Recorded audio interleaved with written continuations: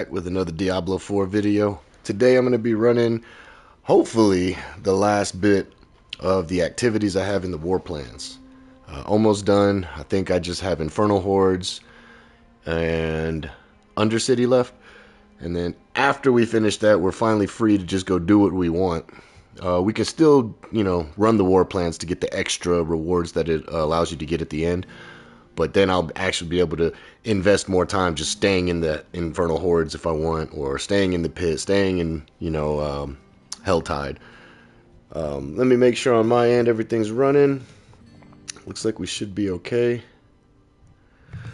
And yeah, I ended up making a paladin. He's gonna be a hammer paladin again. This is K-pop Thor. You can see it. He's Korean Thor. We got Thanatos that I still haven't touched. Army of the Dead build. Drew. This wolf is what? The druid is Lightning Storm. Or Lightning Strike. Still need to revisit him. He has I want to say almost 100 points I can put into his Paragon. Ball Lightning Sork I haven't went back to since the nerf, so I don't know if it's still, as great as it was, or if it's even better now with the infinite teleport. But I still haven't revisited my Warlock. I mean, I did off stream, and I was hitting pentillion damage, but when I tried to do it on stream, it didn't work, so I actually deleted that video. Sorry, guys, if you were looking for that one. But it seems like Barbarian is, still the king. And I wouldn't say overall king, it's just he's a combination of everything. He has the speed, survivability, and the damage output. So when you combine all those three things together, and he doesn't have to stop to cast Whirlwind because he's already whirlwinding. It's just, out of the 6 characters I have, I think he's still the best. And I know there's other builds out there I haven't tried yet. And I also have not made a rogue yet. I did make a Spiritborn as well. I forgot to show that one up there. But yeah, we are working on our war plans today, and then we're going to try to dabble into the cow level. I have to start from the beginning. I've done a bunch of cow kills, but I'm not at the 666 yet to even get the first item. So maybe we'll complete some more of that on stream. But Tree of Whispers is complete. Nightmare Dungeons is complete. I don't even know if this point's worth it, but I threw it in there anyways just to get more goblins, because I still have not been to Goblins Retreat this season, or any season for that matter. It's brand new. We got Helltide completed, and I just kind of went for more profane mine cages so I can use them when I'm actually trying to farm Helltide, because I get a lot of gores in there. A lot of the gores comes because of, excuse me, this one right here. Just getting Grigori's Knights to ambush you, or the chance to ambush you, and then they drop the loot that he would have. It's just a faster way to get chances at more Gore's Devastating Grips.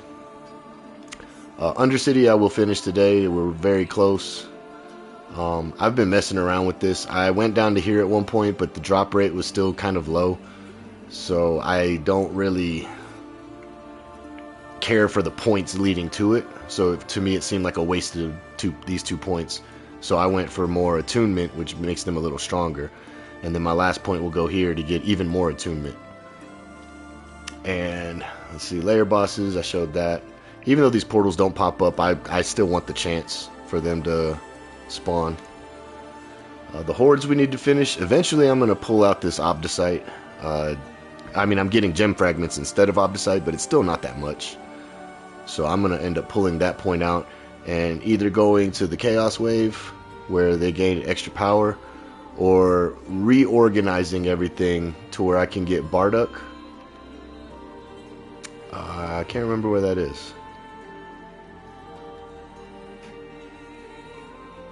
It might be in...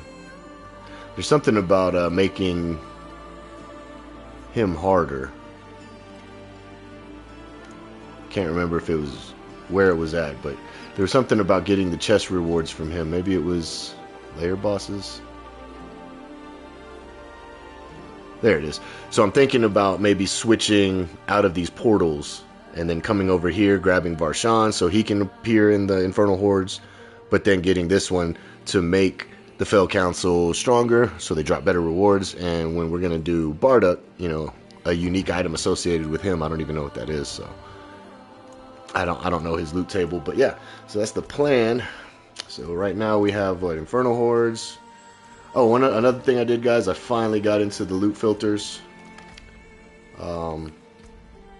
You can actually enable this option. I'll show you guys real quick.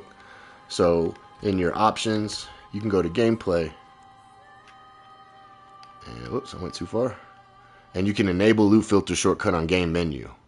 And what that does is you don't have to come into here anymore, go to gameplay, scroll down to open. But this is my loot filter for now. What I ended up doing is hiding all the common and magics. And I even included the charms because I don't care about the magic charms. They just take up a slot and I drop them anyways when I'm full. And then we went for...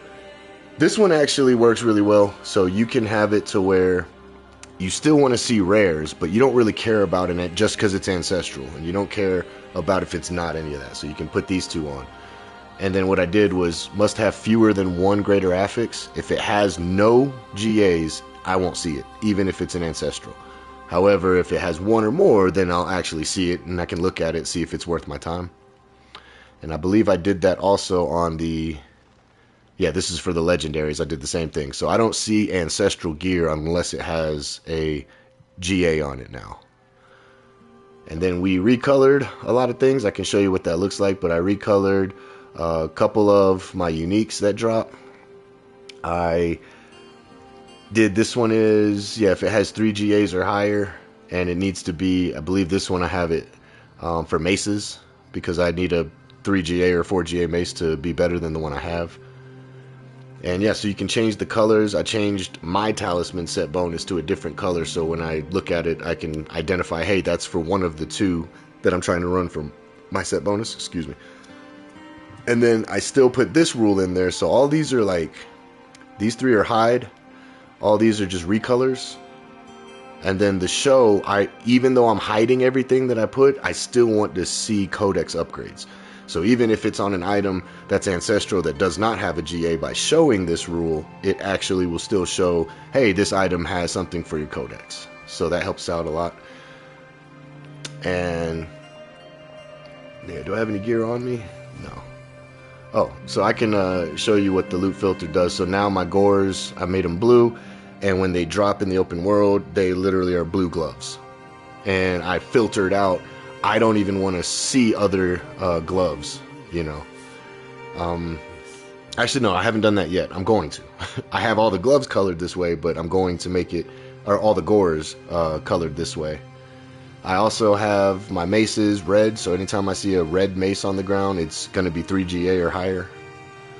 We recolored our sword for Magnum Opus to green, so when a sword drops that's ancestral, if it's green, I know it's the Opus. I don't have to guess. And all the other ones are still going to drop, but they're going to be the normal colors. And then I went ahead and did that also for Banished Lord's Talisman, as well as the Ariad's Bearing. Those pants, there they are. Whoops. I guess I didn't do it for Ariad's Bearing. Did I even do it for Banished Lords? Doesn't show it, but I'm pretty sure I put that in my filter as well. If you guys want to see how to set up a filter, you know, just leave a comment, let me know. I can create a brand new one and show you guys how I did it. I had to go on YouTube or Google to get started, but then once I understood it better, it was like, oh, okay, I was just being an idiot when I said that this loot filter sucked. I was the operator error in that one. Recolor. Alright, let me see why. So this is the Opus, is green. And I was pretty sure I had another one in here. Yeah, Ariad's Bearing is supposed to be green. Maybe it's because it wasn't ancestral or with GAs, but yeah, that's how you can select what colors you want on which. So those are all my green ones, red ones, the blue. I'm not sure I actually changed anything there.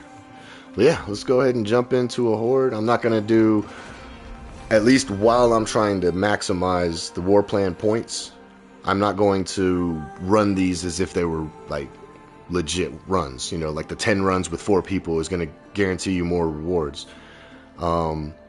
Same with the Undercity. I'm not going to be using tributes. I'm just flying through them until I get the last point, and then when I start doing these activities, I'll be able to, you know, maximize them to the fullest. I do want to say Tyrael's Might. I drop this when I'm pushing in the pit, but for everything else, the movement speed, the damage reduction, you know, the resistance to all, I still like using it for everything in the game minus the pit, because it just, survivability is crazy, and it still does enough damage to deal with tier 12 Mephisto, tier 12 or Torment 12 Lilith. When I switch it, I'm using the blood boiling aspect on just a normal chest piece that has max resource. I can show you guys that after the run, but I hit higher. Like it's hitting, you know, 20, 30, 40, 50 trillion sometimes, 100 trillion if we get really crazy, but the survivability is still not as good as using Tyrael's Might, at least for the way I have my build set up. So yeah, other than that, everything else pretty much the same. And let's get it.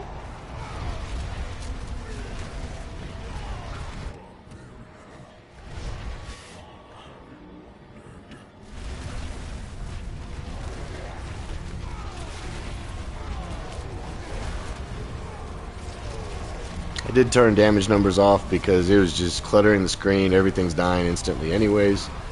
So whether we're doing a few 100 million or a trillion, you know, I didn't need to see the numbers anymore, because I know this character, the only way to get stronger is change out the chest piece and then do some more modifications to the Paragon board. But in the meantime, until I'm going to be pushing pit and need to see the damage increase to know which tier I can actually complete, which for my Barbarian is still unfortunately around 133 is the cap for the build that I have. Whereas I cleared a 135 on the Warlock with minimal investment. So Warlock is definitely taking advantage of the Eviscerate ability.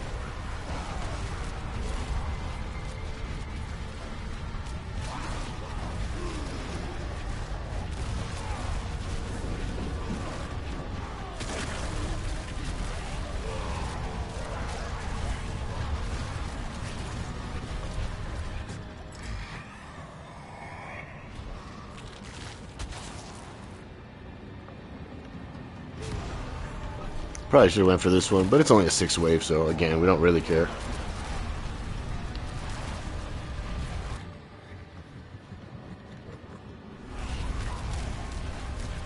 I did have a run yesterday. I saved the clip. I may upload it as a separate video, but last night I was running in here with some randoms that I just started a party, and they joined my party, and we had about 6 chaos waves out of the 10. Plus, the very first choice I had was the Ether Lord spawn as Ether Fiends instead. And man, we ended up with over 3,000 of the Cinders in here. It was pretty awesome. It was just chaos wave after chaos wave. I may have to post that if you guys want to see the full run of that. If not, you know, I still have the clips.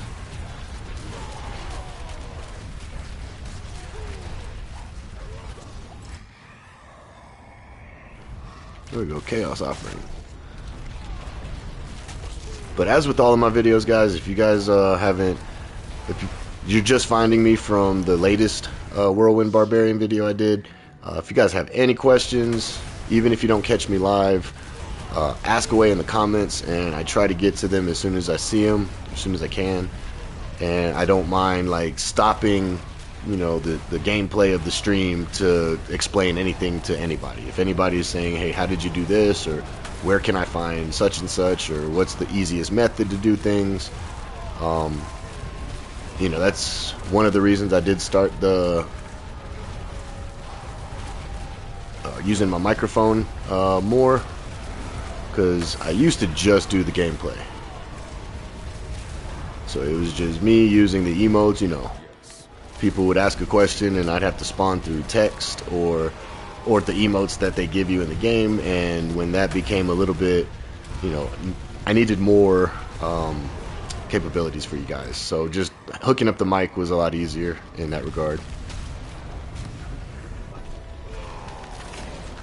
I think for like the first year or so streaming Diablo, I didn't use a mic.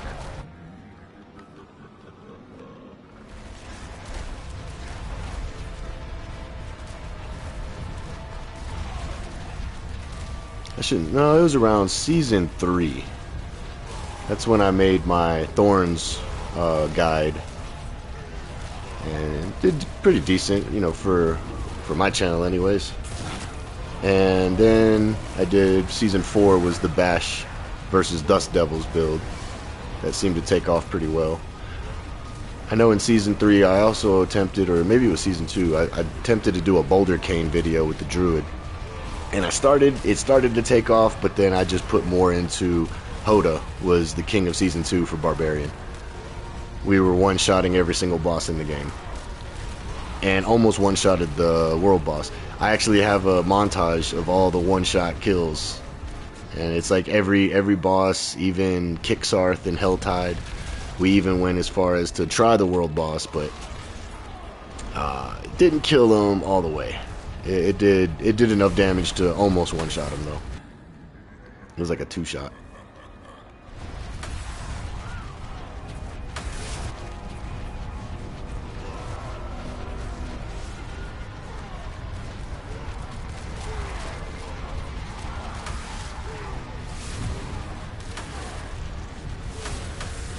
But I've definitely played a lot of builds in this game.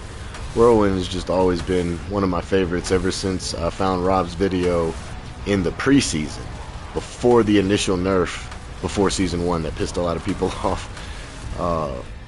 I fell in love with the Whirlwind build because I had never played it in, you know, D3. I haven't even played D2 more than a couple hours, so I can't speak on that one. But in Diablo 3, I think I ran it, but I was in Taurash's Meteor with the Sork in Diablo 3, and the Bloodwave Necro with the Simulacrums. That was what I was mainly doing in Diablo 3. I tried a Monk build, a Demon Hunter build, Crusader. You know, we try to build with everybody, but the Necromancer and the Sorcerer was just the builds I found and put together quick that I liked the most. Oh, so this is a perfect time to show you this loot filter. So we just picked up a bunch of shit, right? You could see the item still on the ground, actually. But this is what we picked up. So I have it to where all uniques show, because I'll sell them, and then only GA items. And then if I turn my loot filter off, this is all the bullshit that I just don't need anymore. Like all these ancestral pants and whatnot and axes, it's like, what am I going to do? Sell them? There's easier ways to get gold. And if I salvage them, it's at this point, it's almost even not worth the time. Forgotten Souls, we're pretty good on those for now. I mean, when we run low, we just use gold to refine them higher. And yeah, Obdicite, you know, the main thing that I need is gem fragments. Like I am always struggling for these because I'm constantly making them the higher tier.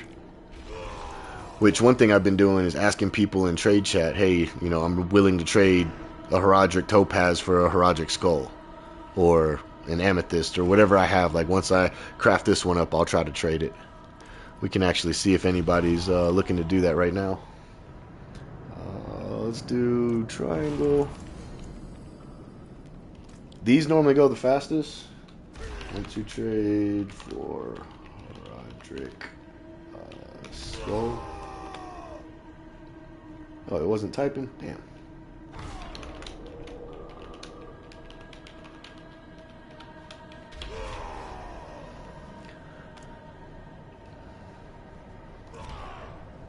Oh yeah, that's the loot filter.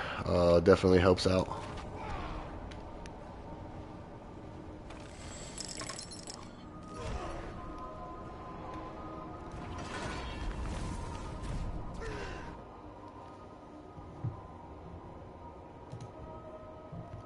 Depending on how the stream goes, it might be a little quicker stream.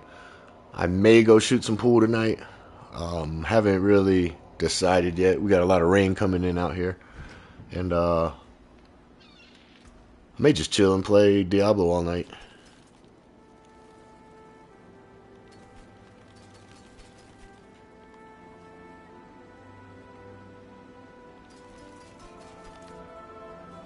So this ring, if I get into the crafting more, I could take off the life and I could take off the resistance and then add my own multipliers. But my issue is just I haven't been doing it, and what happens is it's just going to end up sitting in here, you know, with all the rest of this gear. That I'm like, oh, I could do something with that, and then I never do. It just sits in here. And then I end up junking it anyways. Oh yeah, this is the chest piece I said I was going to show you guys. Let me find it. I moved it. There it is. So this is what I run when I'm running a higher pit. Works pretty well, but I wish instead of the Fortify generation, I could have had Fury generation. That would have been nice on there. But this definitely gives a lot more damage output. Less survivability, as you can see, minus 47% toughness because I'm losing resistance to all elements, the percentage and the damage reduction. But the armor's still the same.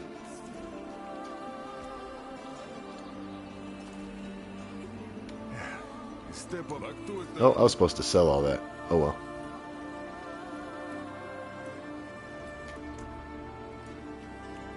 Yeah, I'm just gonna fly through this. I don't even care about the getting the rank 1 anymore. As soon as we get everything, all the points, then we revisit all this stuff fully juiced, and I'll actually, you know, play the activity how it's supposed to be instead of just flying through it. But that's the luxury you have with the Barbarian. You can just fly through everything. I'm sure every build has a way to do it. It's just a lot of them stop cast. Stop cast.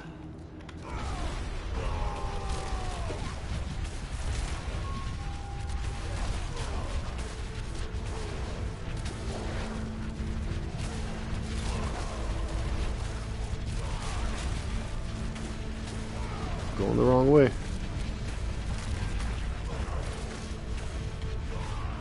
I don't even know why I hit that. I just go past it.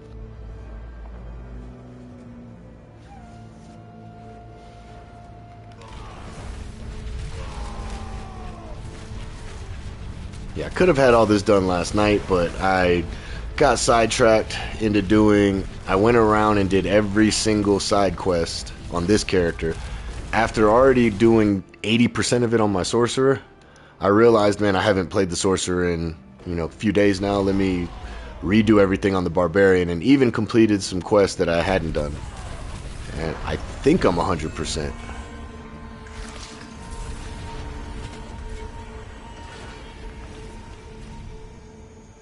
But we're definitely making some more planned progress, so.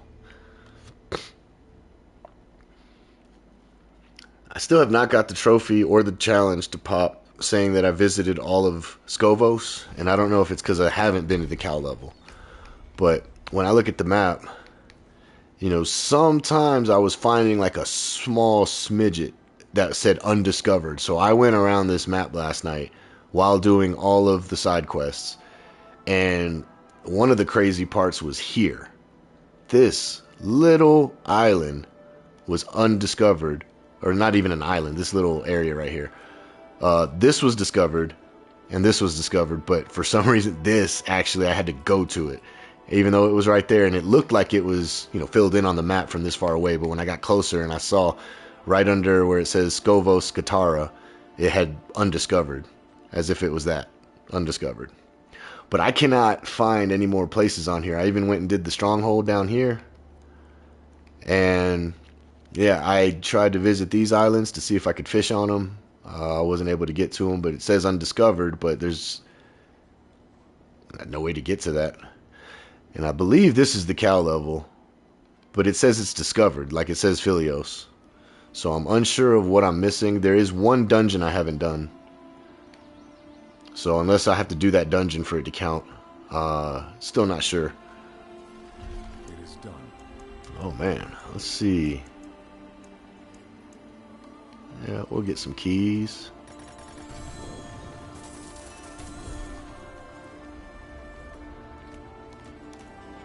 That's why you gotta love the loot filter. Look at all that trash dropping. See all that? Trash. I don't need to see it anymore. Just takes up space. What do we got? Infernal Hordes again. Nightmare Dungeon. Undercity. Alright.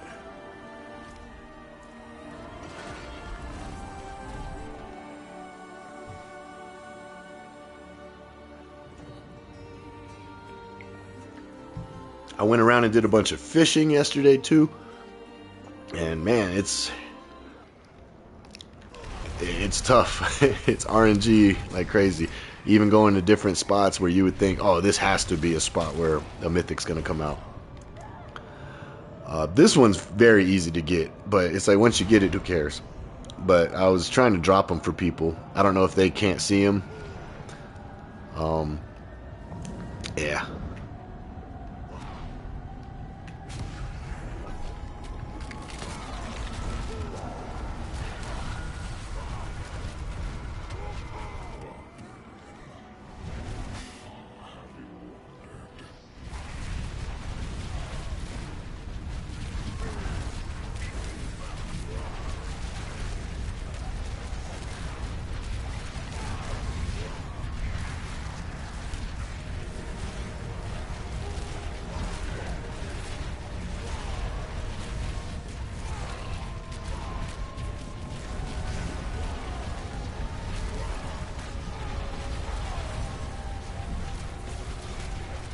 Oh, I need to turn my volume up a little bit on the stream for the game. I turned down sound effects a lot, so I finally found that all of the screams are on the sound effects volume tab. But there's just some screams that come in twice as loud as others. And I don't know what the devs were trying to do with that, but we're gonna go ahead and fix some of that right now. Yeah, I had to turn this shit way down. We'll put it at like 40 for now, but I just feel like the effects get a little crazy with the barbarian. It's just constant.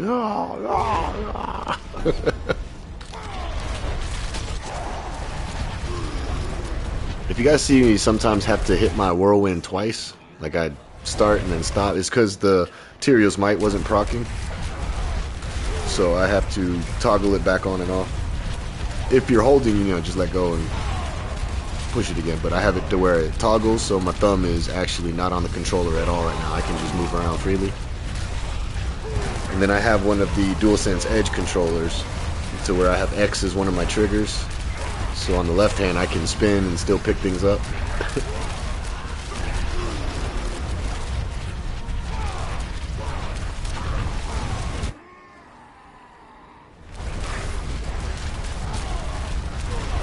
I could remap my controller since I never use health potions. I could pretty much make L1 to start the whirlwind, L2 to do the Wrath of the Berserker, and then my left trigger as for the edge. My left trigger as X, and then I would never have to use anything. I might end up doing it. That's going to be pure lazy mode though. One hand playing.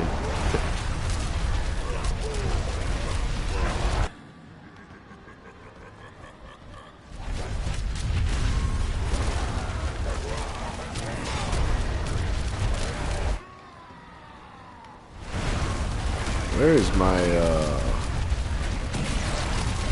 unstoppable?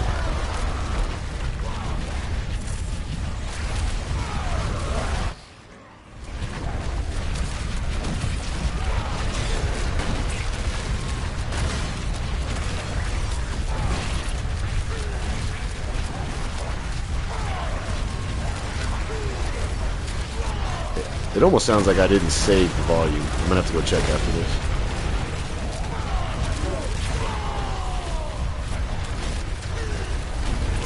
Or maybe it was just so low in the beginning that turning it up to 45 is still can't hear it. Let's check it. No, I saved it. 40? Okay.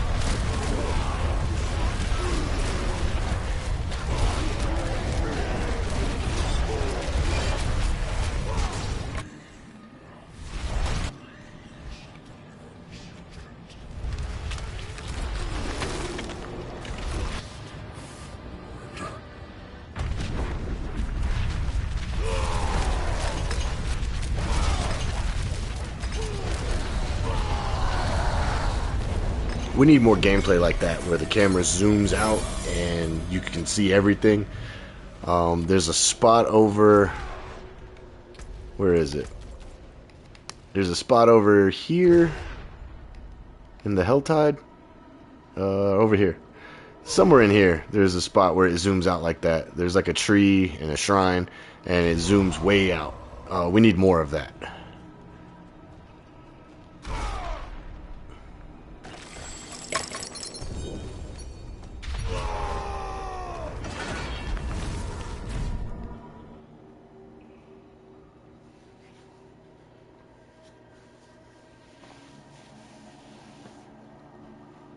Oh, gotta love that loot filter. I don't have to visit the blacksmith or sell everything every run. It's like, it's nice only having one thing drop. Alright, Nightmare Dungeon, another Undercity, and then I think when we select our next run, should be pretty close to finishing both of those last two activities.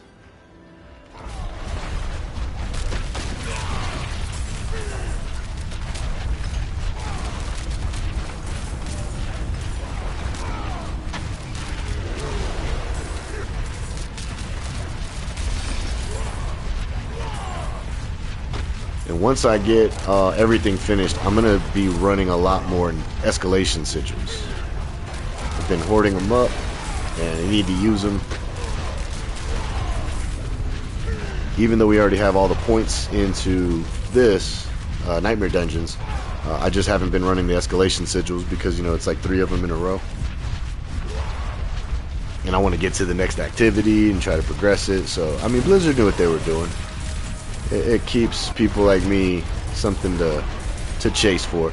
I'm just worried that when I finish it, do I even care about the actual grind? Oh, the butchers can drop profane mine cages. We got 1, we got 2. And see, those will still show even with the filter. So this is all the other shit that he dropped. But if you notice, the profane mine cages still show up regardless. Even though they're not ancestral and they don't have a GA. That blue, the magic that had a GA, I didn't put that into my filter, but I didn't really care. Oh, this is a gold one? I should have been looking for chests.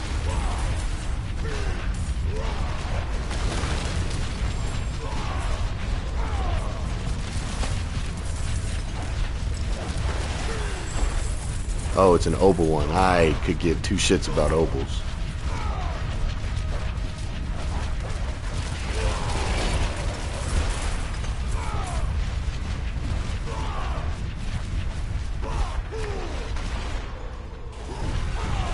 Obols are really good early game to mid game when you're trying to look for something in a certain slot.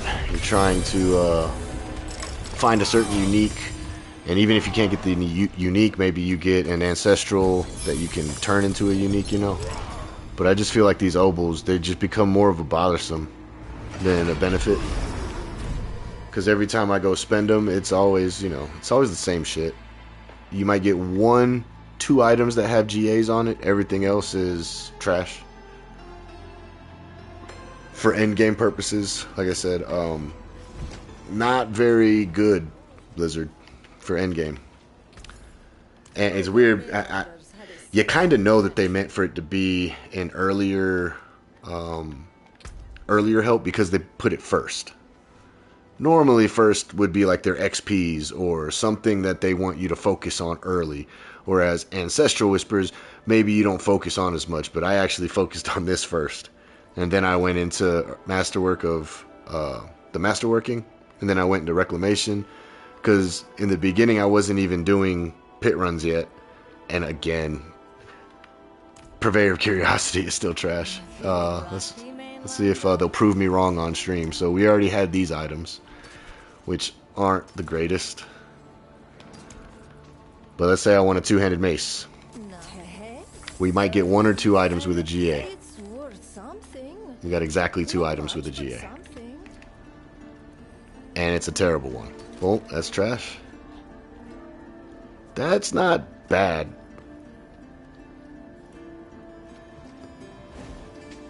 But it's bad. If you know what I mean. If you know, you know. So, yeah. Purveyor of Curiosities, go fuck yourself.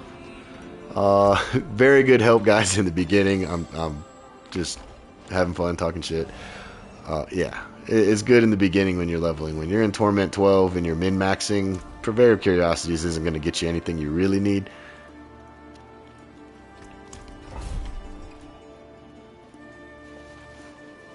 Alright, we're almost ready. We can go work on killing cows and figuring out the... I mean, I'm going to have something pulled up on the side, but I still need to get the first thing to drop.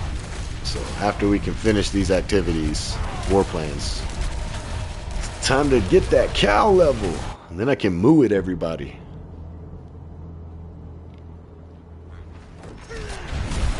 give them access. Somebody mooted me and I still didn't have access to the portal. So I didn't really know what that was about.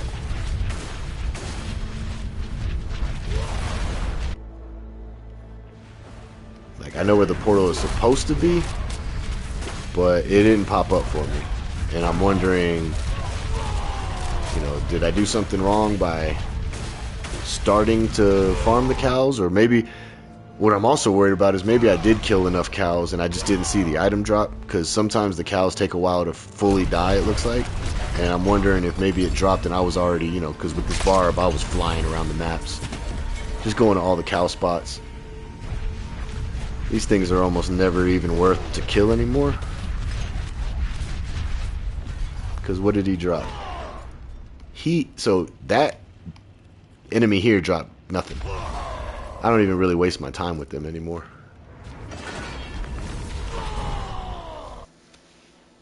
It's just weird. There's, you know, playing this game for the amount of time and years that I've put into this game, it's just weird to see certain mechanics go away that were good, and then in the, you know, introduction of some of these new mechanics that are like, but why? The old way was fine. Let's look at all this shit that yeah. I mean, since we're already here, right? It just goes all in the trash.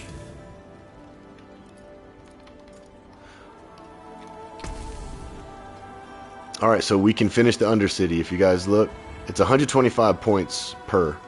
So we'll have that one finished in one run. Infernal Hordes looks like it's going to need 3 runs.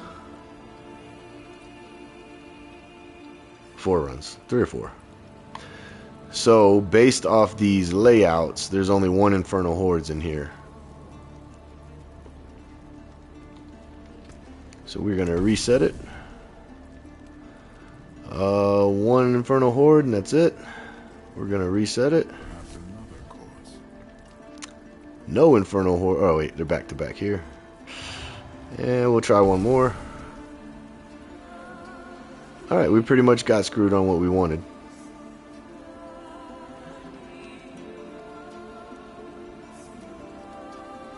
Let's run a quick Helltide. We'll do the Infernal Horde.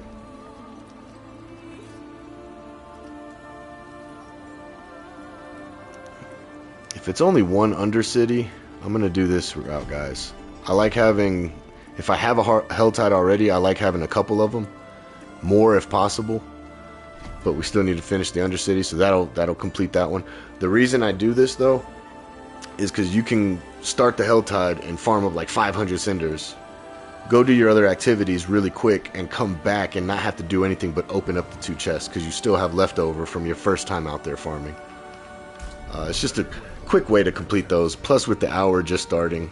And the Helltide is... oof. So we can quickly farm up and hopefully get a better Gores while we're at it. You guys will see anytime I open a chest, if Gregori's Knights spawn in and they drop his loot, hopefully we're going to see some blue gloves, because that's how I have it color-coded.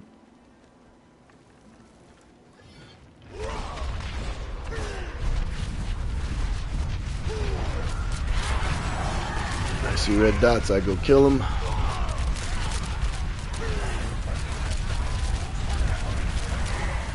Cultists.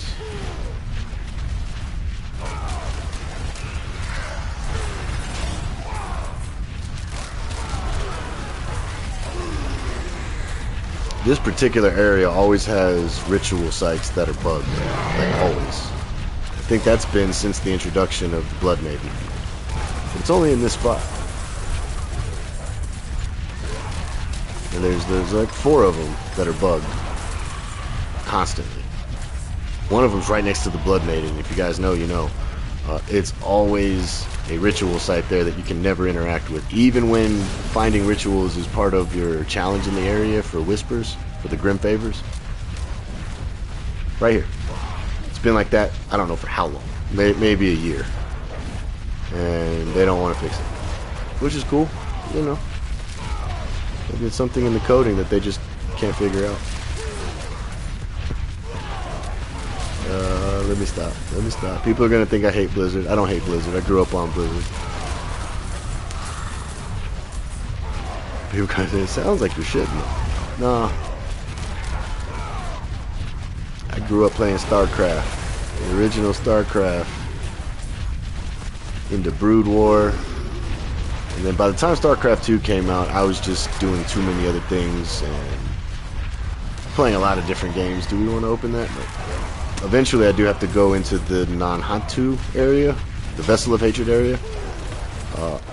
There's still some challenges in the game that I haven't completed in there for Helltide, opening up Tortured Gifts and Mysteries.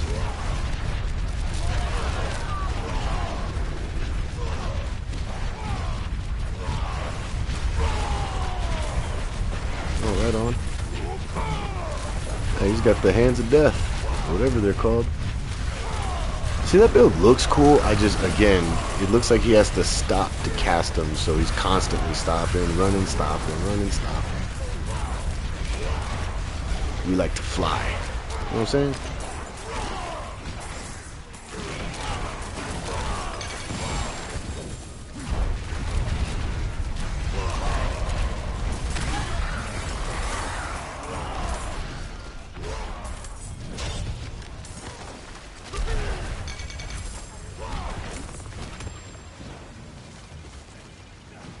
Alright, we're going to open up 275 chests real quick. But see, now we have plenty of cinders for when we return. So we go do an Infernal Hordes, we go run a boss, and then when we come back, we have so many leftover cinders that the next time for what the Helltide is, we got Infernal Hordes next, the boss, and then we come back to Helltide. It's just boom, instant, open the 2 chests and move it right along.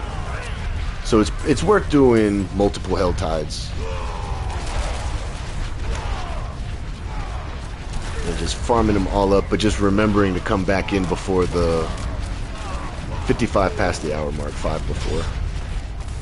See, there's another one that's bugged. See, that's supposed to be a ritual site. Either it shouldn't show, or you should be able to interact with it, but it's only in this area that I found it, or at least this is where it's most prevalent, is in this area. Yeah, we can grab that.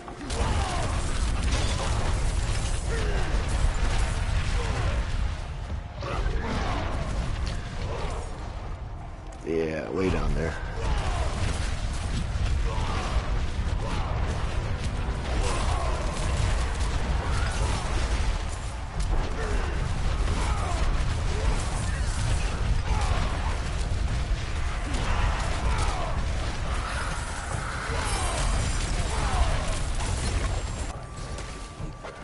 So see, that set charm, instead of being green, I know it's one of my set charms that I need. Just from the recolor. So if you guys do that, it helps out. Oh, let's get some profane mind cages. Yeah. I do have those quick link too. So I should be popping these.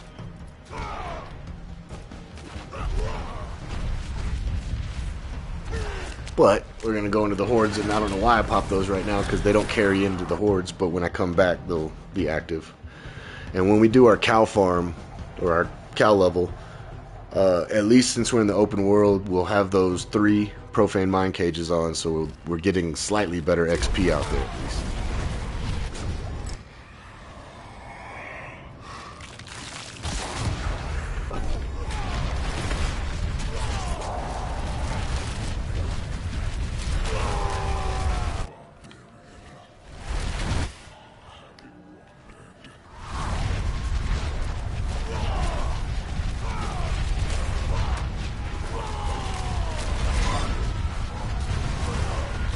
Oh, I did also change my iron skin back to the unstoppable variant.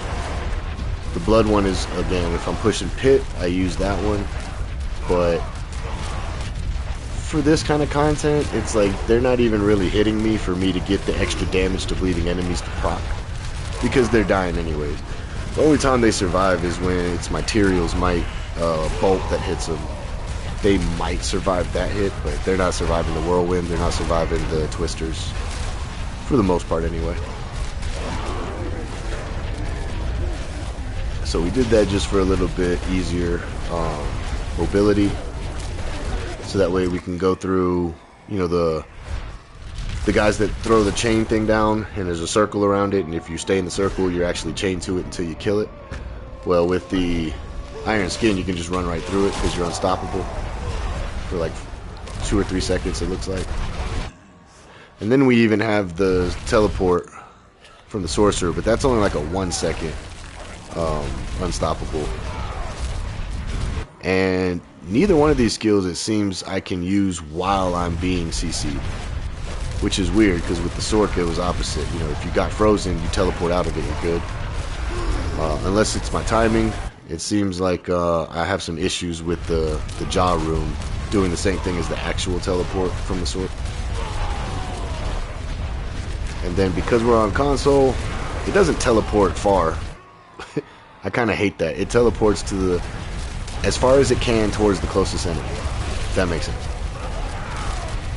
But I've seen on PC you can like click where you want to teleport and you go there. We don't have that luxury, I guess, on console.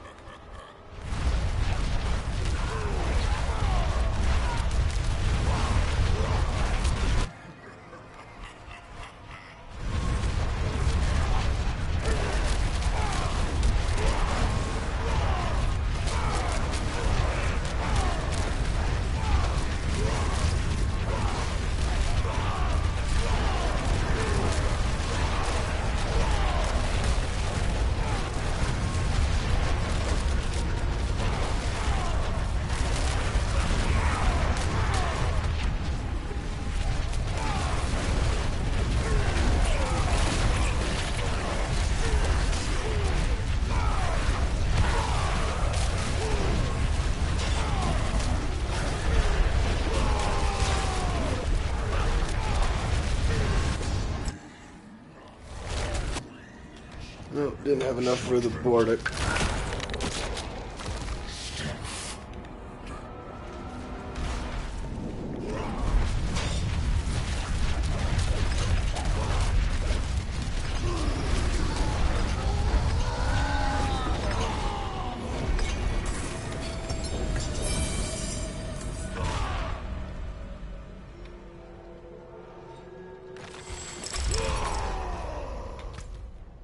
Straight to the boss, back to Helltide. Got plenty of time to spend our cinders to the point where we can run the Undercity, probably start another war plan and do Helltide 2 or 3 in a row.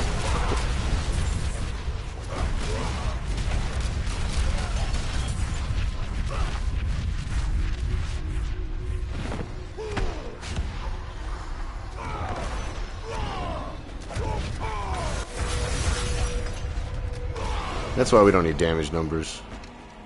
Couple trillion, he's dead. I reinvested points into having 2 of these. Because I'm hoping with opening 2 chests, it's separate on your chances to spawn the portal. So I'm just trying to figure, hey, this is 2 chances to get the Nemesis portal.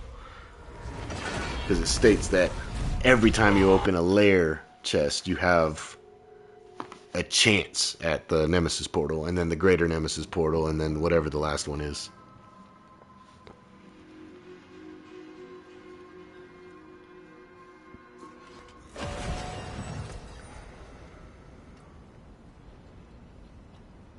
All garbage.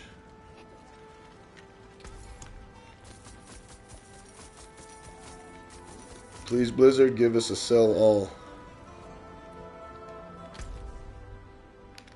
Back to Helltide.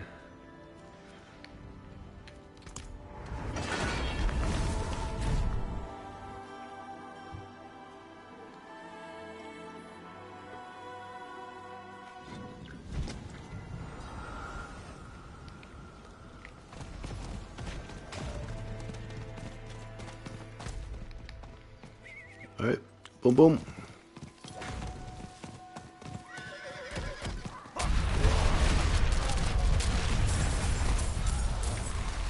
Hello, friend.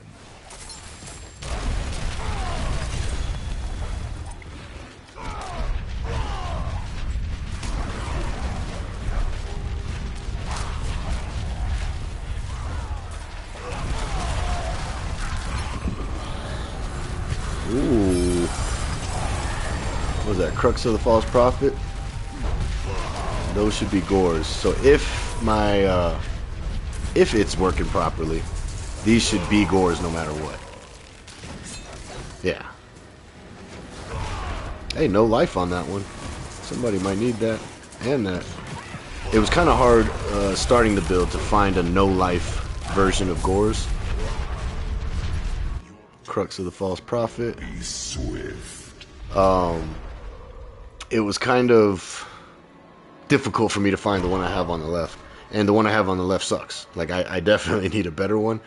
But it's what's been working. You know, I've done everything in the game minus higher pit pushes. So if you guys want a build that can do pretty much everything in the game, this is it. I mean, it checks all the blocks. All the boxes. So yeah, now we can go do the Undercity.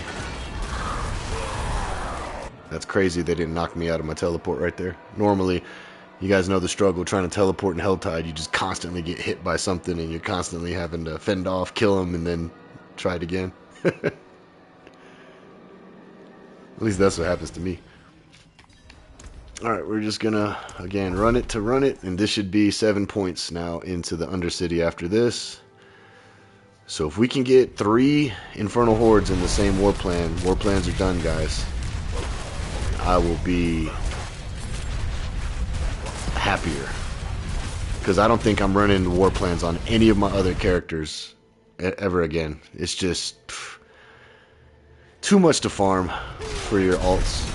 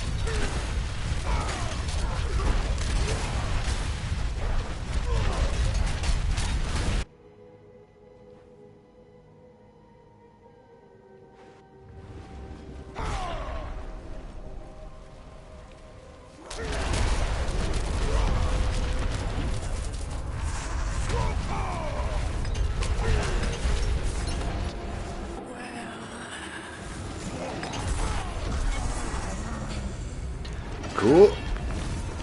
Another one bites the dust. Beep, beep, beep.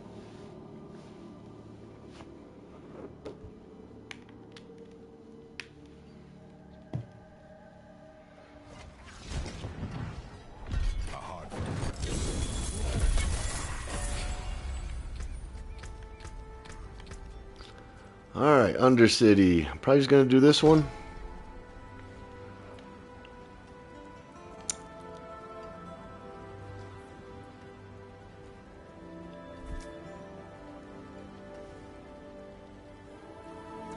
See, I'm not sure if this is actually what's getting the multiple mythics. I think it's just having this. You can get like up to 4 chests to spawn at the end. Because I'm really tempted on taking this point out. Because the tribute chest, you have to use a tribute to open it. Well, those aren't the ones that have mythics. The ones that have mythics open up automatically from killing portal pranksters. So I'm thinking about undoing this point, putting it into here, which means we will have almost constantly a max of 6 attunement. So our rewards should be always pretty crazy. But I'm unsure yet. I'll have to do more testing. But for now, I'm just going to leave that on. But eventually, I think I might be taking this point out and putting it over here. Just because the attunement affects the rewards. So the better attunement, or higher attunement, the higher the rewards. And we already have attunement, what, 1? Oh, this is just monster power, but not attunement, but yeah. But it helps us get to maximum attunement. And then down here, emerge grant attunement, yep. So I think that's what I'm going to try later. But we still need 320 points into the hordes. So that's going to be 3 runs. 1, 2. I want to try to get them all in one. So we're going to redo this board. We got 1 that we can do. That sucks. Maybe I should have went for the first one. Alright, we got 1, 2. That's it. Alright, come on. And damn, they trolled me. I went from having... Oh no, we got 2 still. So fuck, we're going to have to do 2 more war plans. But this will be it, guys. Infernal Hordes will be done after 3 more runs. So let's do a pit. We can jump into Helltide because we still have points. No, we can't, because then I can't get to the Infernal Hordes. Damn, that sucks. Oh well. I'm gonna do a low pit. I know. 120. I should have threw on my other chest piece for this run because it would have been faster.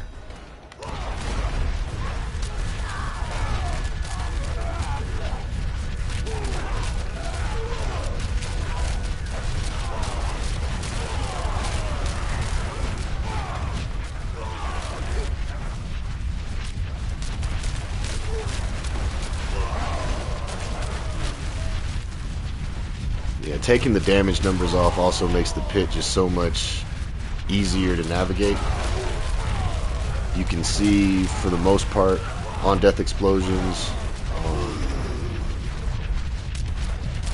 it just gets too convoluted with numbers on the screen. Can't see anything. Really, it's those dirty old pangs, whatever they are. When they are under you and you don't know it, man, they can do some serious damage.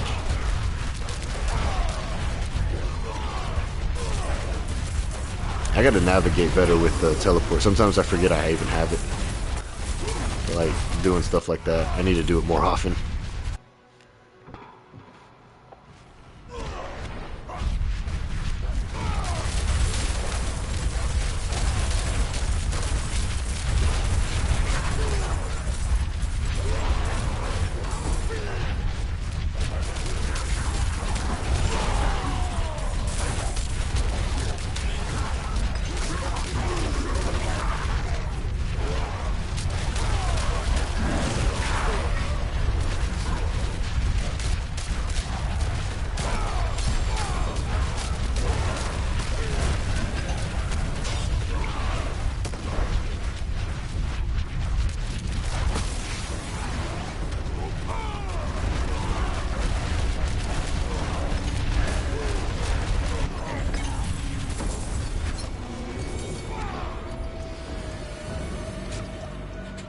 And there's nothing really we can even upgrade. I've been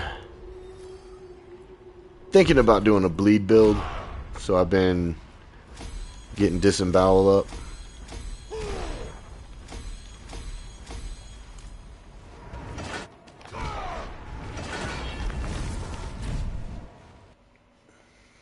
Oh, another thing, I don't know why I just thought of this. Well, because I picked up the Scroll of Restoration.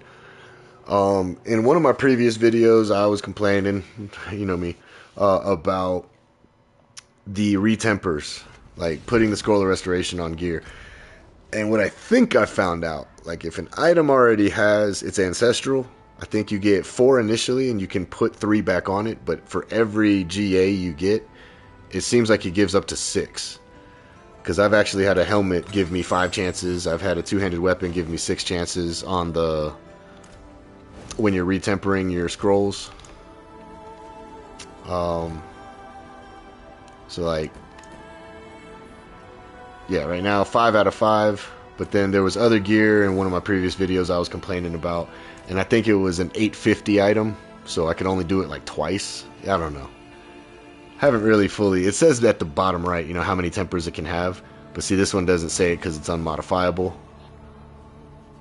Why did I never...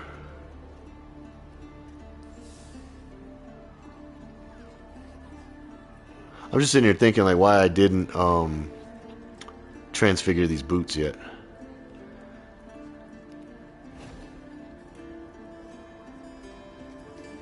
Maybe it's I didn't have the money to take off the strength and put it towards something else.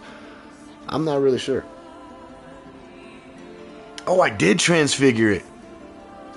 Guys, I just noticed that. I transfigured it and I can still transfigure it again, so I can hit that total armor roll if I want. Don't think I need it, but I could do it. What do you guys think? Let's look at stats. Where's armor? 80%. It goes up to 90, right? Alright, we're gonna try that. I never noticed that before. So if we can get the GA to that total armor roll, might be interesting.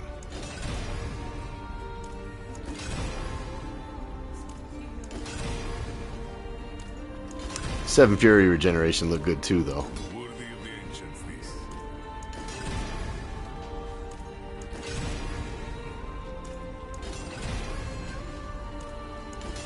They don't want to give me the total armor. It's hitting everything but the total armor. There it is.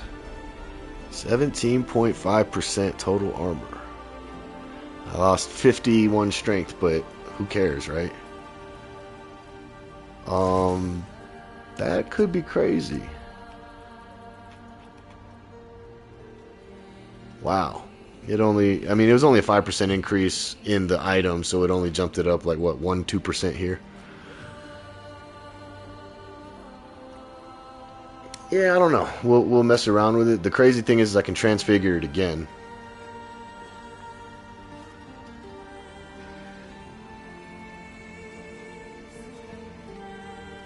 And this can be transfigured.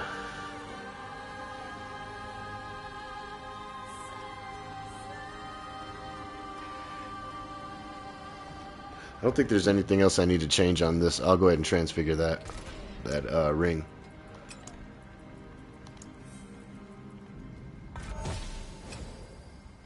$12 quality. Not bad. I'll take it. Better than 2. You know, like I got stuck on my gloves with 2 item quality. Oof. Or 5 on this. Oof.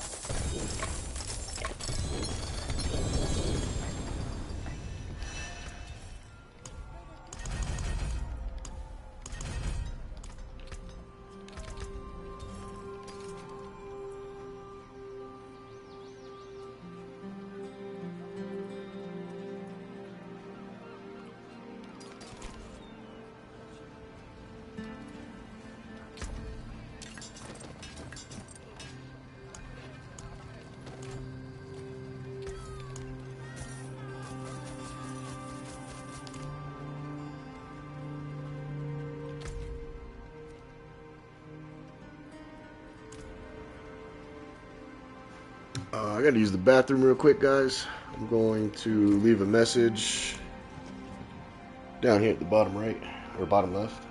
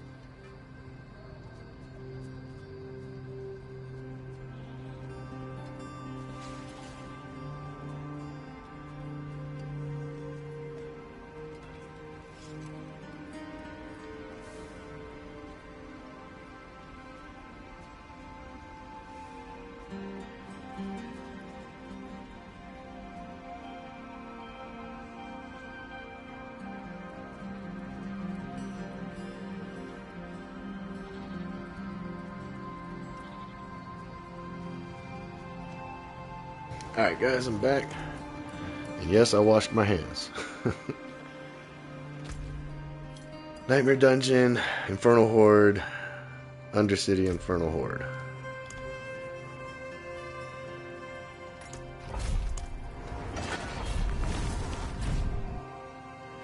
Nice. It was Seer's Reach, so we're going to get some Royal Gems at the end, and on top of that, we're going to get 5 Grim Favors.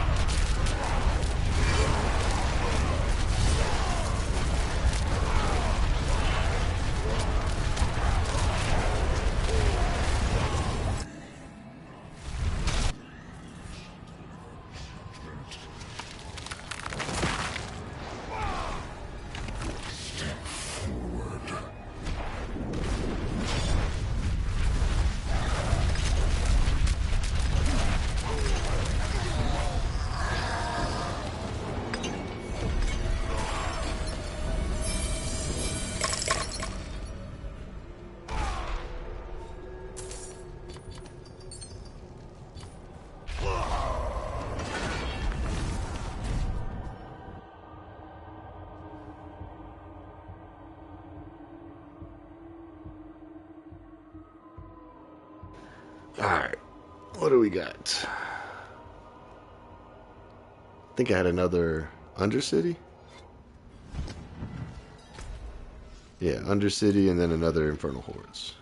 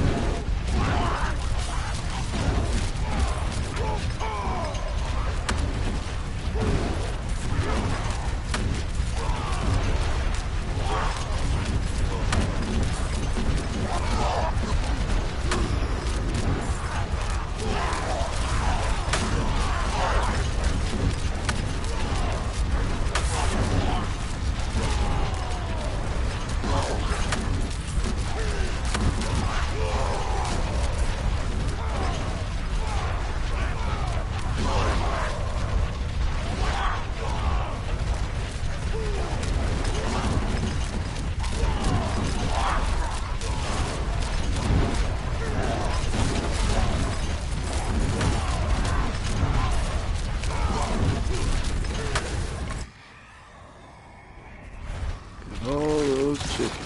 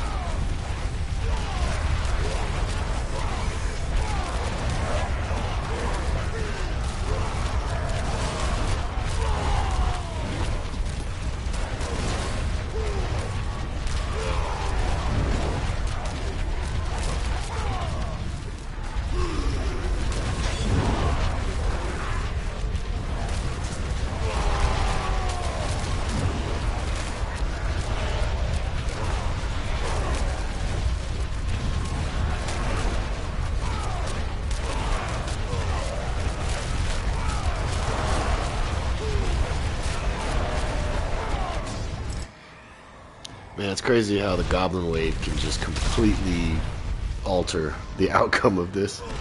Because I want to say this is more that I had in a 10 wave with 3 other people. And we still hit the Goblin Wave. Man. Pretty good. Pretty good run for a 6 wave.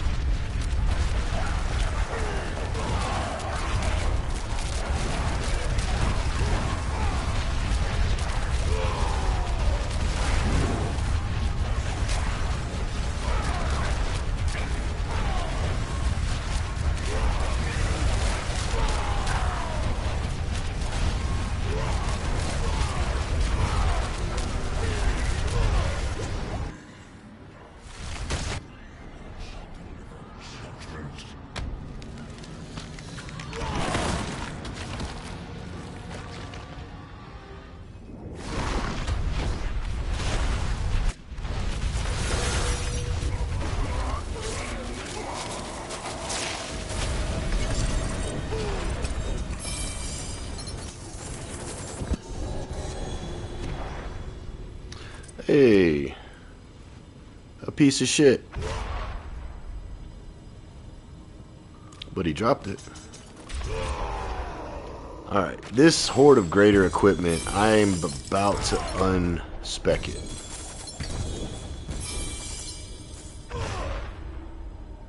It gives an assortment of good stuff. However, I feel like at the 1,000 cinder price tag, it's not worth it. You know what I mean?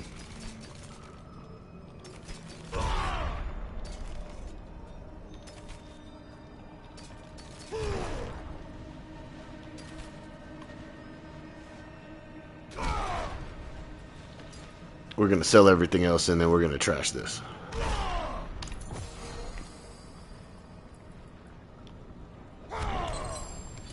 Wait a minute. The seal is actually worth more breaking it down than the charm. Do that. Yeah. This should just all be gem fragments. Yep. Let's see, did we leave anything crazy behind? Of course not. It's all trash.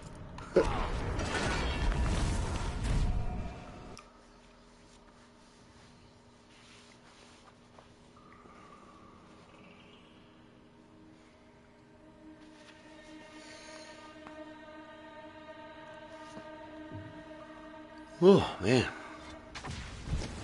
I hit the penny for Aniston and got a little sleepy quickly. Many more to come.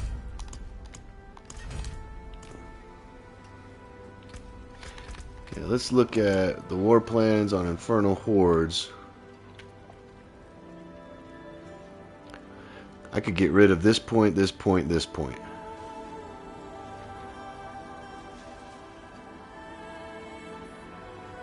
If I took 1, 2, 3 out, what would I do?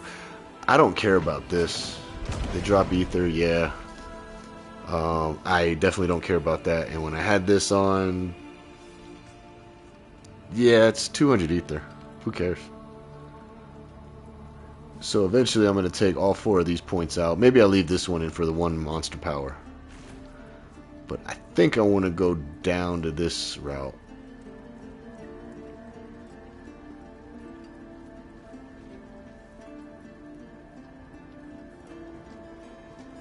Yeah, definitely want to get this point next. And then probably grab these 2, maybe even this 3rd one. Oh, if I grab this one, I can't grab that one. Never mind.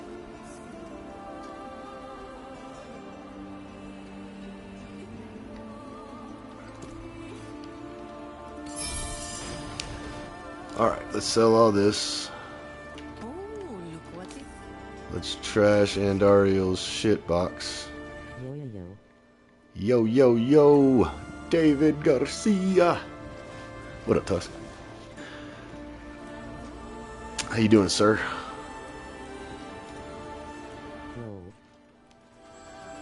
Getting rid of this.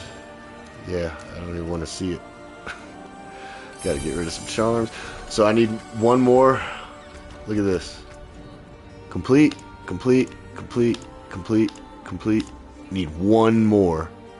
Complete. And then I am going to go on hunting the cow level. That's going to be my goal today. If I don't go shoot pool. In the arms. Bulgatos. Martial skills. We'll save that.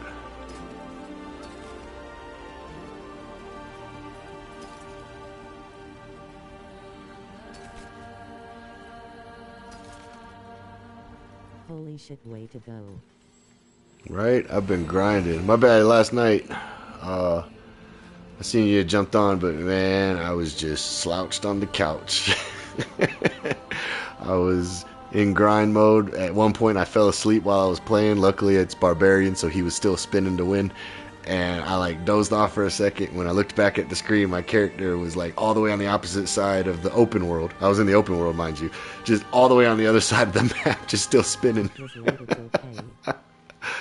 Oh, shit. Hey, I got some stuff for you, man. You're still using that Sesron's Fury, right? It unlocks 6 charms, gets you the max roll of crit strike, and the max roll of damage multiplicative increase for your set, and it has the extra charm slot.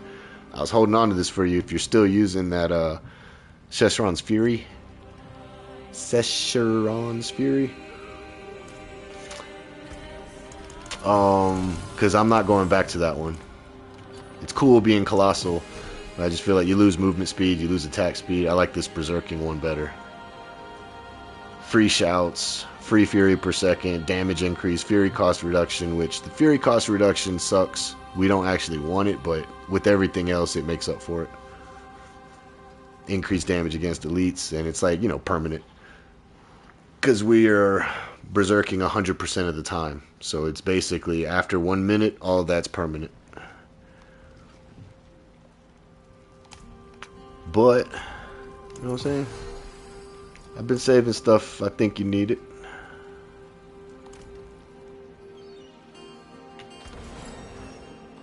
Get rid of that.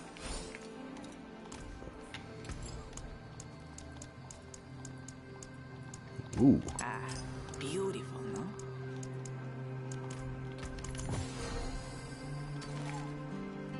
Nice. You know what? I can make a better ruby now, I think. I want to say I have something in here that has rubies in it. Maybe I don't. Hell yeah, thanks. No, it looks like I took the rubies out. Oh, wait a minute. I can unsocket these two. I can unsocket that. I can unsocket this. Yeah.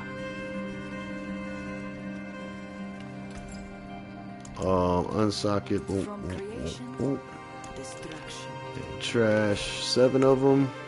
I think it takes 10 to make one, though. Oh, psh, more than that. This is only 100,000. Oh, I only broke down one of them. Oh, I'm an idiot.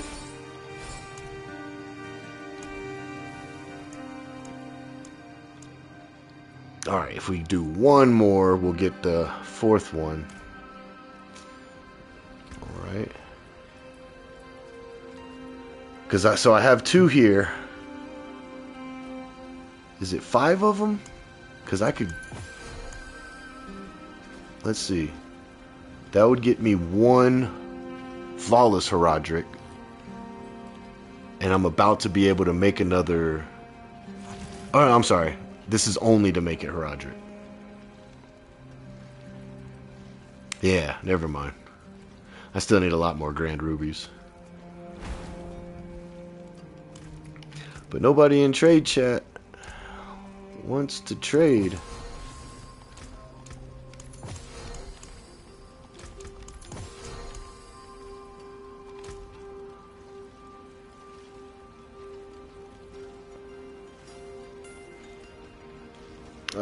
Let's do want to trade for Roderick Skull or Ruby.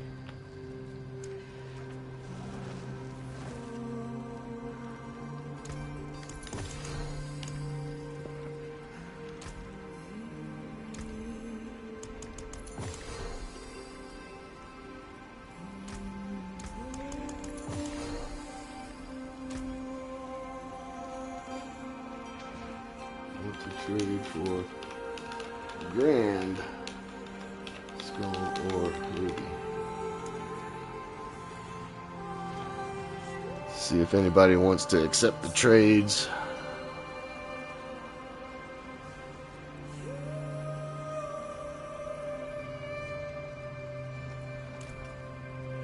Normally, if I don't get a whisper within the first 30 seconds, then either people just didn't see it or nobody cares. Put these up.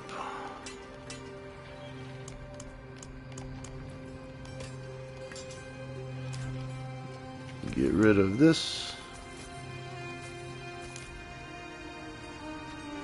Hey, we got an extra point. It's been a while since I got a skill point. Boom. What's that put us at? A grand total of 43,000. Yeah, I think I'm going to re-roll these boots again. I don't think hitting the masterwork on the total armor was worth it. I'm going to go back to strength. Or fury regeneration. Okay, we'll do fury regeneration then. Yeah, that 5% armor. Now that we just picked up 6% in the Paragon, you know, it...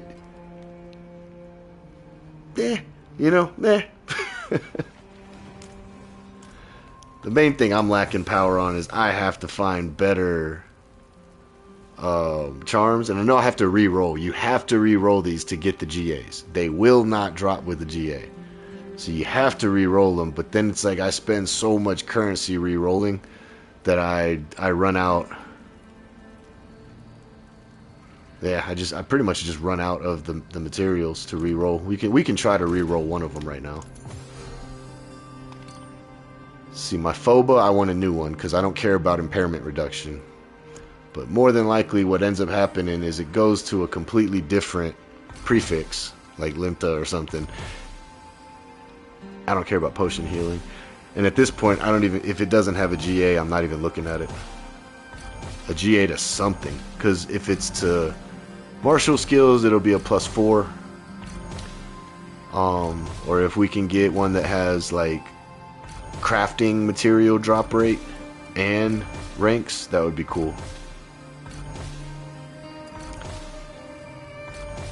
But at 50 a pop to reroll, this, like, I'm constantly running out of whatever this is. The infused Horadric resin, constantly running out of this, no matter how much I salvage. I stopped selling my seals just to get the 50 to 100 that they give, whether it's legendary versus rare. But man, still just like, because this is the only way to get your greater affix on it. And as you see, we've hit 0 GAs, and I'm already almost over half from what I had. Struggle is real. Can I get some of that streamer luck, Blizzard? Can you flick the switch for me? I'm down to under 1,500 left. I need you to flick that switch. Be like, hey, give him a double GA drop right now.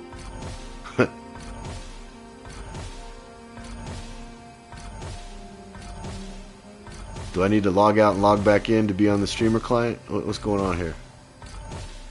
Or did y'all give enough? Nah. All stats is not bad. I see a lot of people shitting on getting an all stats, but hell, all stats is what let me get all of these bonuses. Without all stats, like if I pull my all stats one off, I lose. I know I lose this bonus. Actually, yeah, I do. And the reason I lose that is because of the Melted Heart having a percentage to all stats. So it's like, granted, if I pull out 125, mathematically I'd still be good, but that 18% now is off of a lower number, so I lose more than 125. I'm actually losing probably somewhere closer to 150, 170. And then what that does is it makes my last board harder to hit these thresholds to get the extra. I mean, we're only talking 1.3 attack speed. It's not that big a deal. But, and my willpower ones will always be good. But yeah, that's why I haven't done it yet. Alright, did we run out? I mean, I can give that one away. Crafting material and max resource is not bad. I can give that one to my buddy. This one we gotta reroll because physical resistance. Who needs that, right? A lot of people need that. I don't. But a lot of people do.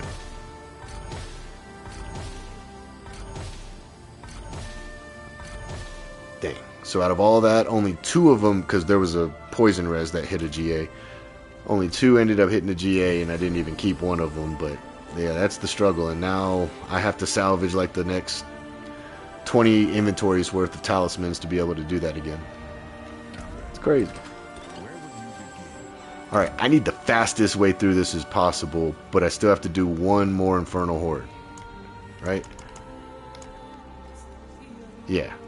Because 125 per completion, and we're way under that. What's that, 68 points? So, oh, this would have been a real quick way. We could have done boss, Helltide, but there's no Infernal Horde to get to. Damn.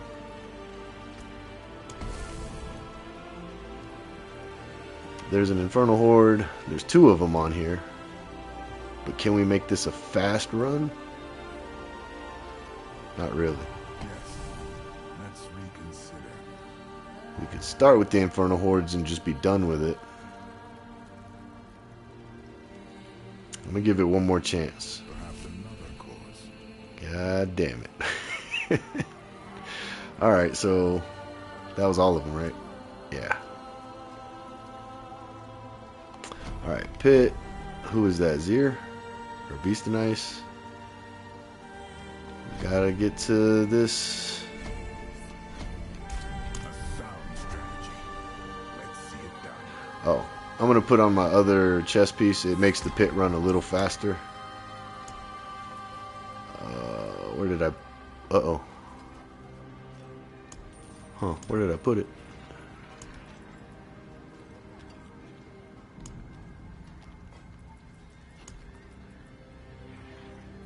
Oh shit. Oh, there it is. We're gonna put this on for a little bit more damage. If you guys want to see damage numbers, I'll turn them on just for this run, but again, it's just to show why I turned them off. We'll just do just crit damage. How about that? And even with just crit damage, it's just... I guess it won't be too bad with a 120, but if I was trying a 135, it's just a constant block of yellow numbers spitting everywhere.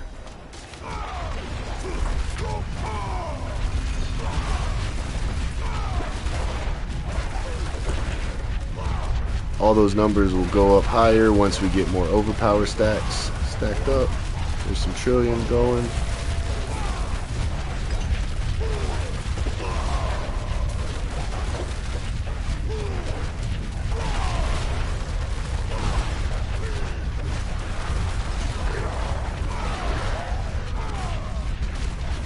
And we're still hitting these numbers with Melted Heart.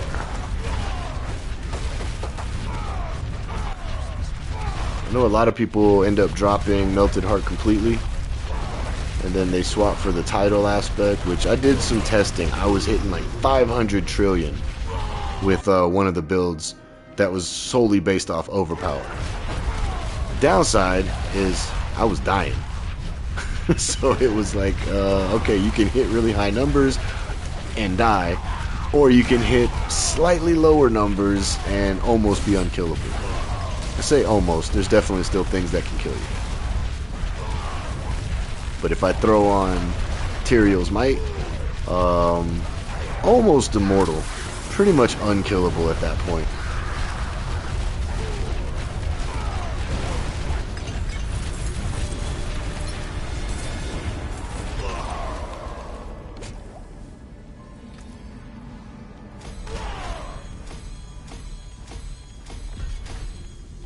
At least whenever I switch to disembowel, I got that glyph already. He's not gonna drop anything. But... Yep.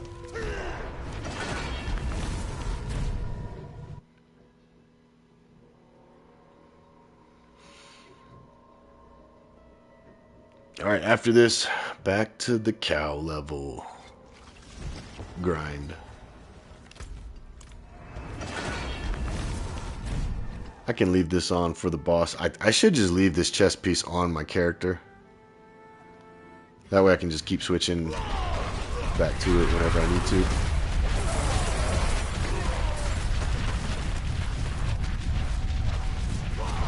Get the little crackhead go.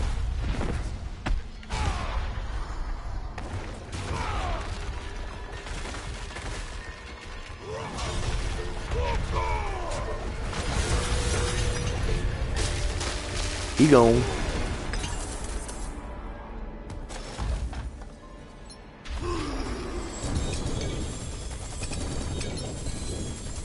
Yeah, I'm about to get rid of those Nemesis portals. They just never fucking spawn. I feel like it's a waste of points to have 3 points into something I don't see at all. But then it'll be that one time, you know, that it does hit and it's worth it. And they shit out like 8 mythics.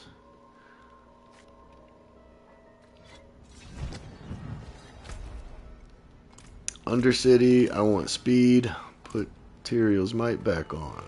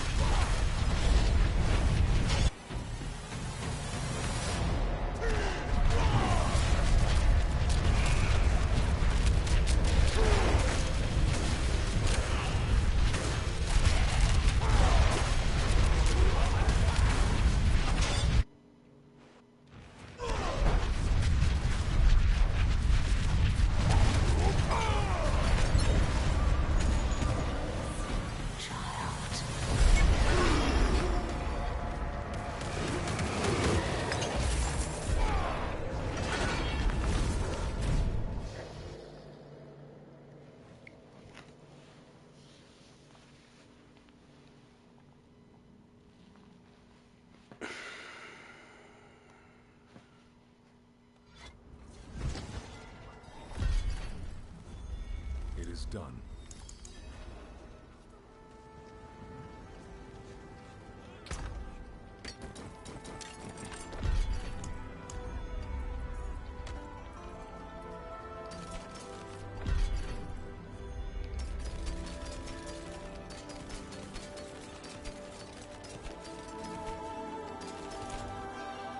Oh, look what the tide washed up.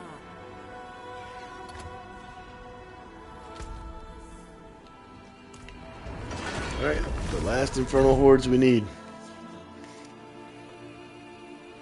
Finally, if I would have stayed on just this character, guys, this would have been done within the first week, maybe 2. Definitely wouldn't have took the 3 weeks. Or has it been? No, it's only been like a little over 2 weeks, right?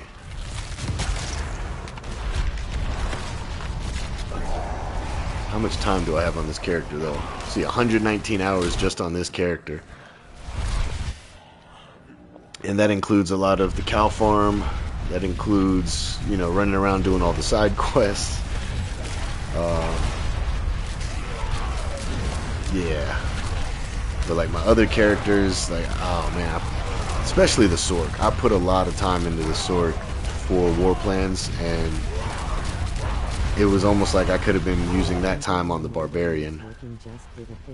David says, I'm doing Immortal and it's working. Just did a Pit 100. Hell yeah, brother.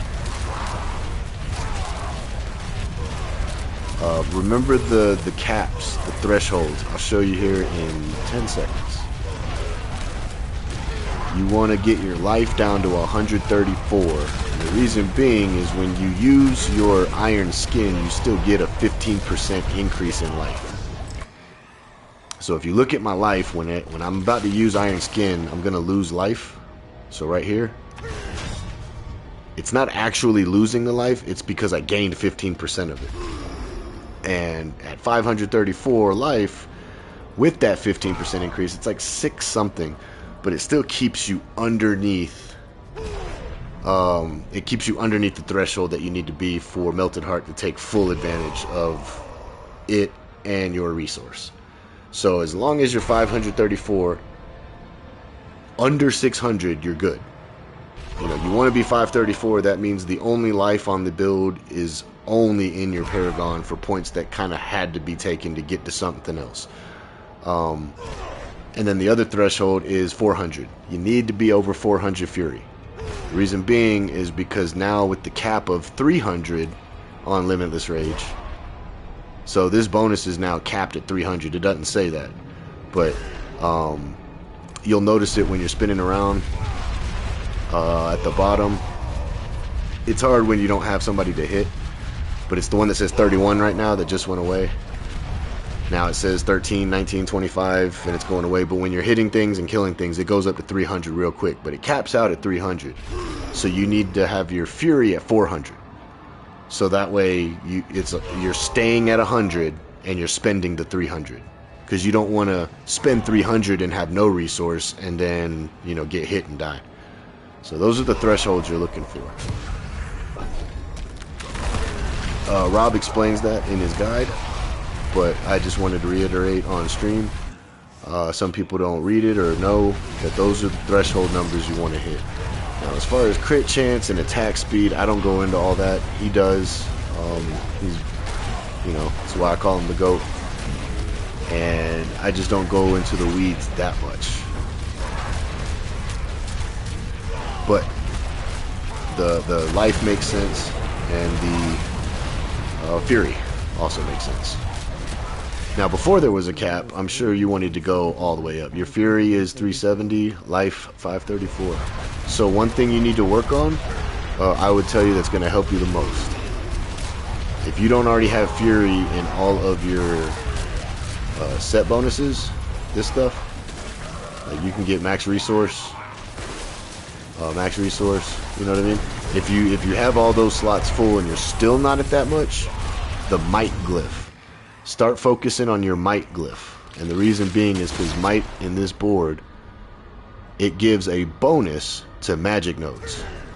And you see mine's at 350% bonus to all magic nodes. So this node that's normally 2 max fury is now 9 max fury.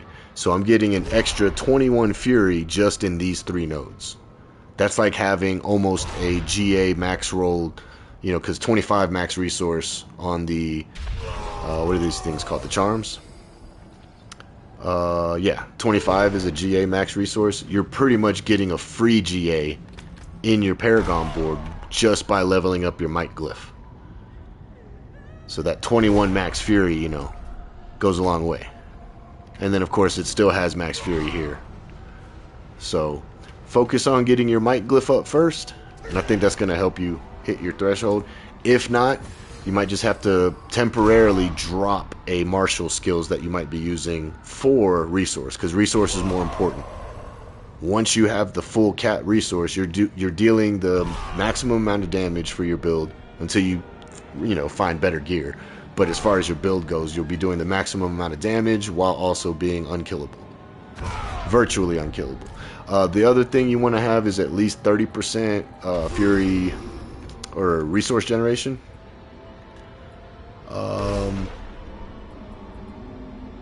Where is my resource generation? Oh, fury generation. Yeah, you want to have that at least 30. At one point I had mine to 85 and it was overkill. So I dropped it. It's at, you know, 60% now and it's still crazy. Look at that movement speed. You know what I mean? 200 used to be the cap, but we can get to 275. Boom. Screenshot that. And then all damage is another thing that I can get this. I've gotten this thing up to like 48,000 before. This number gets pretty retarded when you're out in combat and you're killing things, and all of a sudden you see it go up to like 45,000% extra damage. It can get pretty crazy, and that's of course when you're using all your shouts and you're hitting everybody.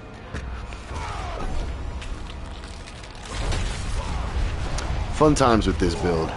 Not only is it tanky, it's fucking powerful. It's powerhouse build, man.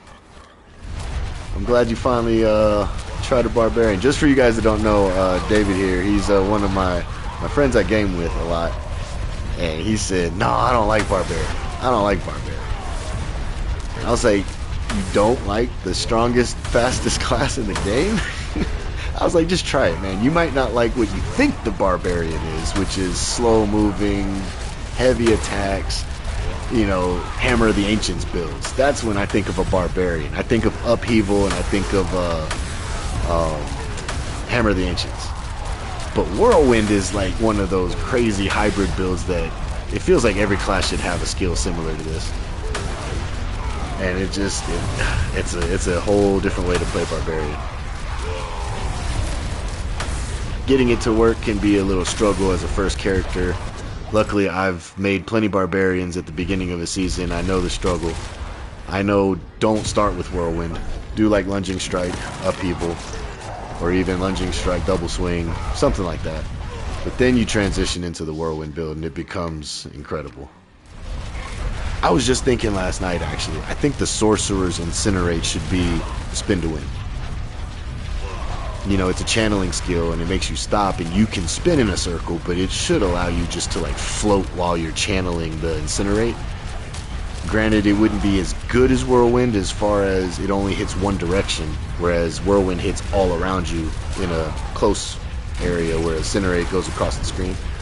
But the fact that if you could move around like this while spinning around, man, it would be so much fun as a sword.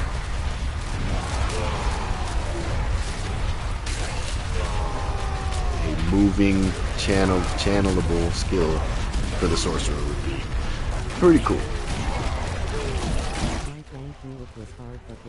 By the way, thank you. It was hard, but your help was the what got it go. Hey, no problem.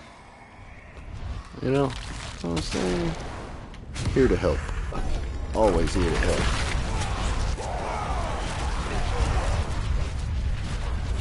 So that's good. You finally got the no life gear.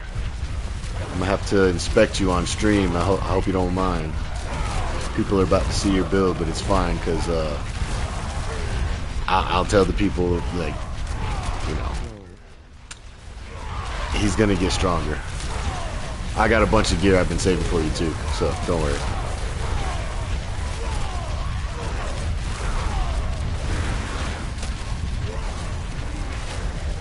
I just saw that I can re-sanctify my boots, man. Look, I sanctified them and got the total armor and didn't even realize that it didn't make it unmodifiable, so I can modify this thing again. About to be a seven thing pair of boots, as Elon would call it. Seven things. It's gotta be better than the sixth thing, right? It's got an extra thing on it. Hell yes. Let's see what you're working with real quick. Big D. Let's go up. Oh yeah, oh yeah. I see you haven't transfigured it yet. I don't blame you.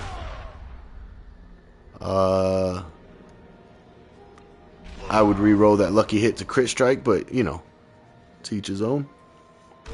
I know you're probably not done setting this up. Oh, nice. That's a good one. Yep. Yep.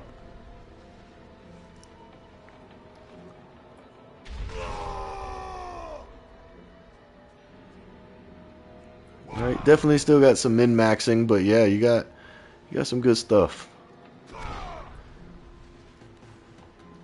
The no life. I think I got a better mace for you too. I have one that had the GA to weapon damage. That alone is better because the weapon damage is where you want your GA, not the strength. It's going to increase it the most. But I have one that's already with a GA, so don't mess around with your mace too much. I have a better one.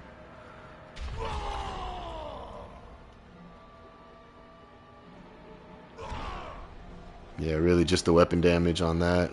I remember this one, so yeah, no worries. Weapon damage. So, yeah, you don't need weapon damage on this. This is something that, you know, this is your first barbarian, so it's kind of, you know, not just like, what am I trying to say? It's not just natural for you to know this, but if you have Whirlwind set as your mace, then weapon damage on this one, and this one are absolutely useless because you're never using the weapon. You're just getting the stats from the weapon. Like you're carrying the weapon, but you're not actually using it. So to hit the masterwork on weapon damage here, you're actually doing nothing. Like you could basically erase that stat and you're still doing the exact same damage. Unless you have your axe set as your whirlwind, which you can do that too, because then you get increased damage to vulnerable enemies. But if you're using your mace as your weapon, then yeah, you would want to change that to crit damage multiplier or crit strike chance. But yeah, and then don't forget to put some sockets in there. But from the looks of it, you need to change this weapon anyway. I wouldn't put too much more into it. Just, you know, my advice. Obviously, do what you want. Have fun, man. That's the main goal. Have fun. And I'm not sure if you just did this, but you need to put a different aspect on here because you have the same aspect twice. You got channeling here and channeling here. This one should be crushing. Unless you put crushing over here. No. So this one will be crushing. While fortified deal 65% multi these things up. But yeah, to show you what I mean, like, so you want weapon damage on the mace, not on the offhand. On your offhand, you just want things that are passive buffs. Strength, all damage multiplier, crit multiplier. But you don't actually want weapon damage on any weapon except for your mace. But yeah, good build, man. It's coming together. I see it. Like I said, I got some more stuff to give you. I gave a lot of stuff to Zay in the beginning, and I felt bad because I didn't have anything to really give you, but luckily you didn't make a barbarian as soon as I thought you would. You waited. And because of that, I was able to farm up some more stuff. And now with my loot filter, I know what I'm picking up is worth looking at. Like, I don't have to sift through all the bullshit anymore. That loot filter, hey, no problem. The loot filter has been a game changer for me. I set that up yesterday. I showed it at the beginning of the stream. I'll probably do a quick showing to you, so that way you don't have to go back and find it.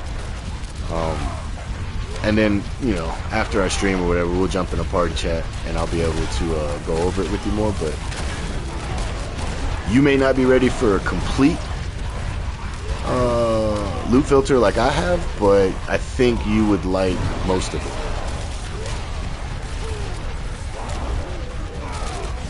Alright, let me, so, like, being able to hide everything that doesn't have a GA is what I wanted, but you could just do where you're hiding just the commons and magics. And the way you would do that is create a new rule and hide all. Make sure it's hide all. And then select common magic. And then you add a condition for item type match. And you pretty much select everything, including the talisman. Some people say, oh, leave the talismans. I don't care about a magic talisman. I really don't. So anything that's blue or white is gone now. I don't see it anymore. I can choose to see it if I want, and that's just by using the toggle loot filter. But it's almost like, here, I'll show you after I fight the boss too. It just makes your inventory management so much easier. You're not picking up any of the crap anymore.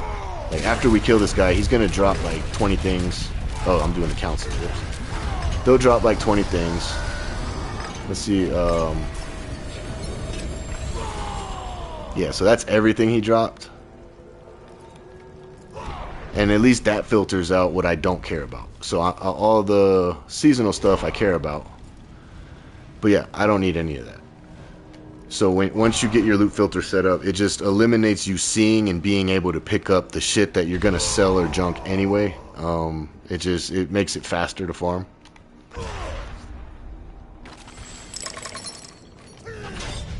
And that was our last Infernal Horde. So we are now 7 out of 7 on all of our activities. That's good. After I do this last Undercity or whatever it was, Helltide, it's time to go farm the cow level. I gotta get that cow level done before PoE 2 comes out. Oh, it's a nightmare dungeon. That's fine. But yeah, I really want to do the cow level now that I have virtually nothing left to do in the game. The only thing is the same. And I've said this on multiple videos too, if you guys know me. If not, you'll know now. And you'll probably hear me say it again in the future. Once it gets to a point in Diablo where the only thing I have left to do is grind 150 in the pit, is when I stop playing the game. Or I switch to another class. Luckily this season has been a lot of fun, so I more than likely will just switch to another class. But my Barbarian is about to be at that stage. It's either push 150 in the pit, or it's try to find the cow level. You know, follow the steps and do the cow level quest. So me, been playing the game since beta and really enjoying it. I'm like, I don't want to bore myself with the pit. I am going to do exactly that though. I'm going to go for the cow level. And hopefully I get it done before Path of Exile 2 comes out, because what I'm thinking is going to happen, which is more than likely going to happen, is once PoE 2 comes out, I don't think I'll be on Diablo at all. Now, I could be wrong, but I highly doubt it. But I'm having fun with this game now, so let's, you know, try to find the fun in it without grinding the pit. I did the pit push too many times. I did the pit push with, and I got close to 150 with 2 characters. The Death Trap Rogue got really close, and then I got really close with the Necromancer Bloodwave. But guys, let me tell you about some unfun gameplay. It's pushing pit 140 and higher for me. That shit is just not fun. That's just not for me. Some people, you know, they enjoy it. I got close with Spiritborn too. When Spiritborn first came out, it was broken. Quill Volley, if you guys remember, Quill Volley was pretty broken. And I want to say with that one, Granted, the pit was harder at that time. I think I got it like 136, 137. My highest necro clear was like a 146, 147, so about 10 levels higher. We definitely pushed some builds to their limits before.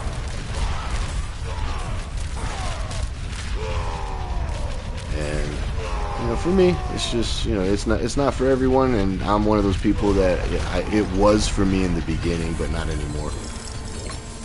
I could care less about hitting 150 in the pit.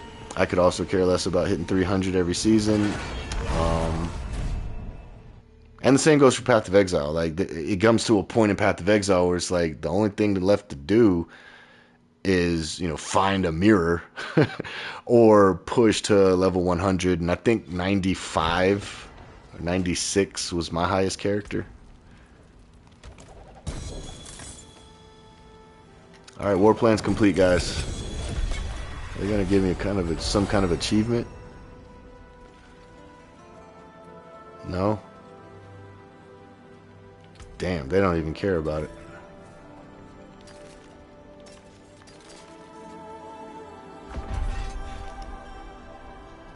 Oh, there it is. All in. Reach max level with all activity trees. Hey, it gives a mount? Oh shit, I gotta go check the mount out. I didn't even know that was a reward for it. Back to it then. Advanced Undertaking. Alright, where's the mount? Let me see. Oops.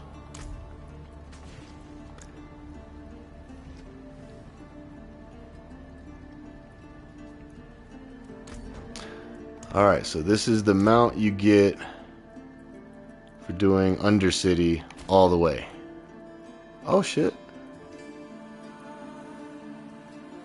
You got armor.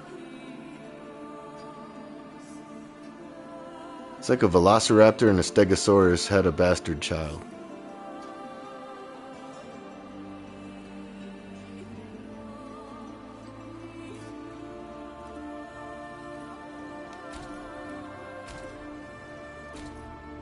Yeah, let's rock it for now. It's new.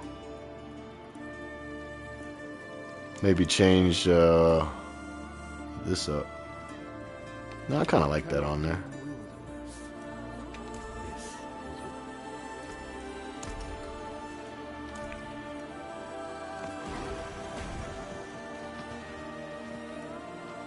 I don't know. It doesn't fit the Barb.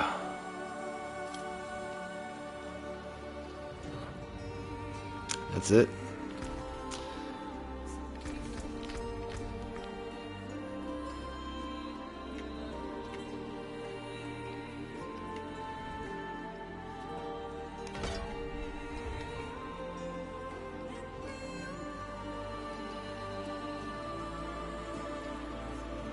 Yeah, this horde of greater equipment really isn't that good.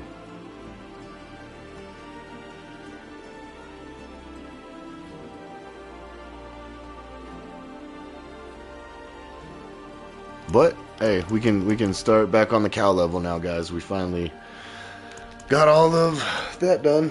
Holy shit, that was a grind. Time to go kill some cows. And I'm not doing the method. There's a method, if you guys are following the cow level, there's a method where you go in Torment 12, kill the cows, exit, go into Torment 11, kill the cows, exit, and then keep going back and forth. I'm not doing that.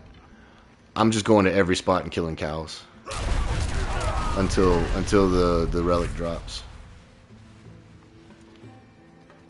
So there's 1 to 3 there. There's normally 1 to 3 here. There's going to be 1 to 3 up here. Every time I say it's 2, but yeah, it's 1 to 3, right? Oh no, there was 3. 1, 2, 3. And then there's 1 to 3 up here. Sometimes there will be none, because other people have already came and killed them. And sometimes you'll actively run around with people also trying to do the same thing. And they're also trying to kill cows. As long as you're near them, it counts for you as well. The downside is, it says it's a global drop. So let's say it dropped and everyone can see it, then they can technically get it before you get it, and it might be yours that dropped, the 666th, and they might be the ones to pick it up. So I hope that they don't mean global that way. I hope they just mean, hey, there's a chance that people in your party see it, but yeah, I don't know how that works.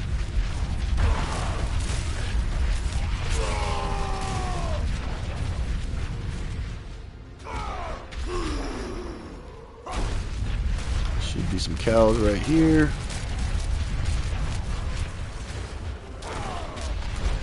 And then sometimes you get one or two down the left side of this area.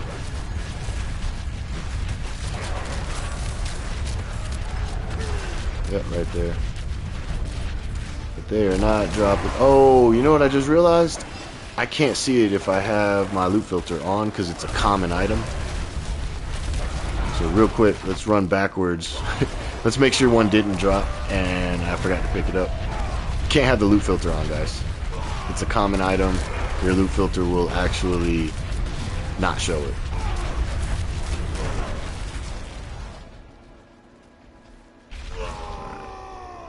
I'm gonna hope it didn't drop at the other two spots I did. But yeah, pretty much I just go area to area, kill all the cows, and then by the time I'm done with my run, well before I'm done with my run, the first spot already spawned the cows back. Like even right now, if I go back to the very first place I started, the cows are going to be there. Takes about 2 minutes for them to respawn, but when you're doing a lot of traveling, it seems to be even faster, like a minute. But we should get like 3 cows up here. 1, 2, 3, 4. Oh, we got 4. I don't know if the small ones count, but we got 4 of the adult ones. Another thing you can do is set this as your favorite. And you only, so basically you go here, run the cows, go here to the left side, run cows, fast travel back, go to the right side, kill cows. And then I come down here to Giriandi. Where is Giriandi? We're going to come here to kill anywhere in between 1 to 9 cows over here. There's 3 spots, and every spot is like 1 to 3.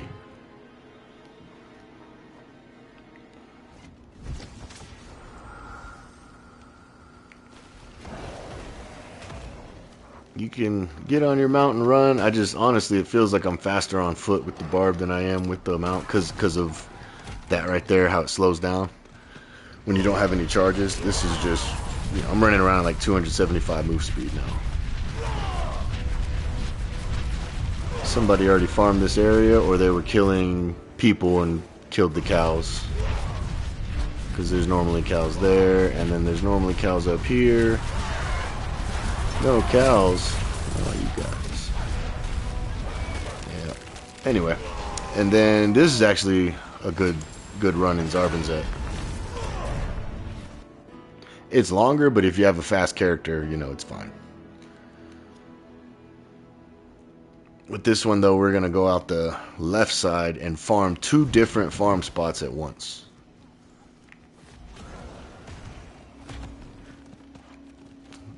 Because normally you would just run this and then reset, teleport back to town, run it again. But I'm actually going backwards. There's 2 cows.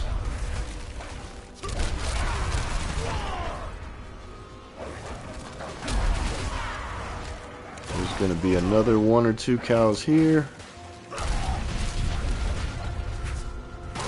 Still not dropping anything. There's going to be 1 cow here. Oh, there was 2. Normally I come there and there's only 1.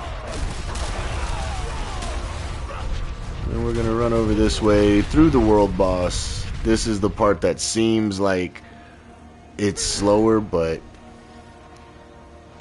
I just don't like doing the other method where you're constantly logging in, logging out. Like, I'd rather actively be running around, killing things on the way, than just log out, log back in over and over. But yeah, there's some cows over here. I can't see them through the demons. I mean, I must have killed them. Right? And then there's going to be 2 more spots. And then we go back to the first spot, and it's rinse and repeat until you get your 666. And then after you get that, you still need to get 2 other relics. So it's not done yet. So there's 2 here, 3. We got 3 there. And there should be 1 or 2 here. Oh, we got 3 again. Look at that. Still no drops. Let me just make sure my loot filter is on.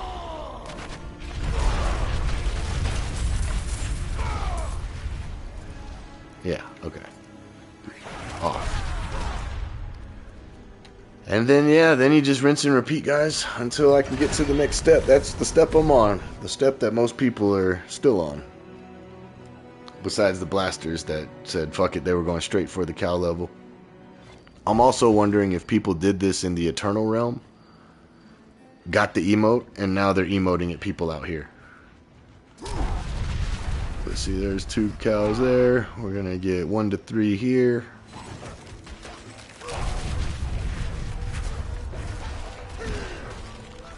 Same over here. So that one had 2. I wish there was a counter, though, of how many cows I've killed total.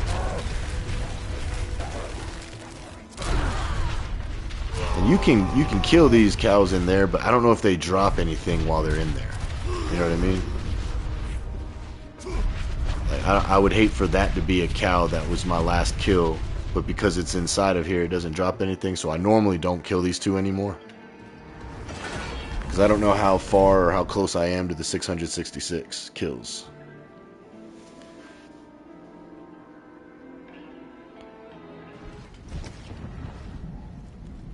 And yeah, then it's just rinse and repeat. At least the way that I'm doing it. See, this guy's doing the cow farm too.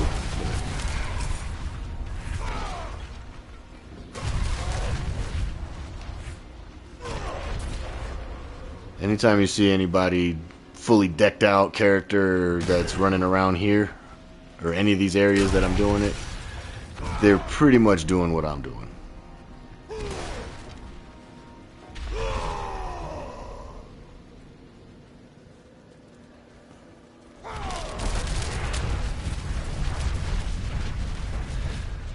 So somebody beat me to this side because they weren't spawned in again. And I know the timing is way over time as far as they should have been respawned. So somebody came and killed this side. There he is. You saw that barbarian whirlwinding up there? Let's get out of here. So he already killed these cows. And that's the downside you'll run into, guys, when you're trying to farm cows. Everybody else is too. So you can't be mad at them for killing the cows because, you know, they're everybody's cows.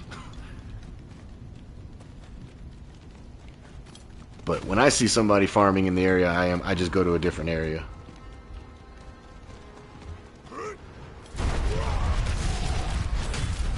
And we got 5 of them that time. Not bad.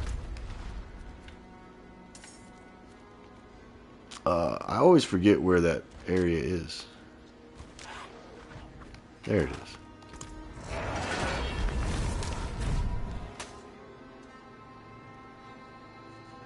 And most of the time, if it's in a Helltide, I avoid those areas too, to kill the cows until the Helltide is moved. Because people will be in Helltide just killing demons and end up killing the cows as a byproduct of killing the demons, so...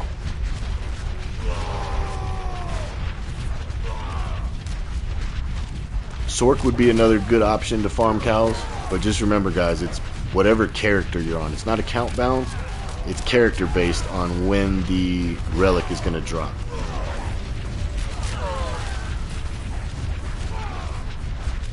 Damn, somebody already wiped out all those. Which means they probably got this side too. Nope. No luck. And I may I don't know how long I'm gonna do the cow farming. I was hoping that it would drop pretty soon, which would increase the chances of the other 2 relics dropping sooner. And then that way the stream wouldn't just be me going place to place killing a couple cows. But if you guys want to know what I've been doing in my downtime, war plans and cow level.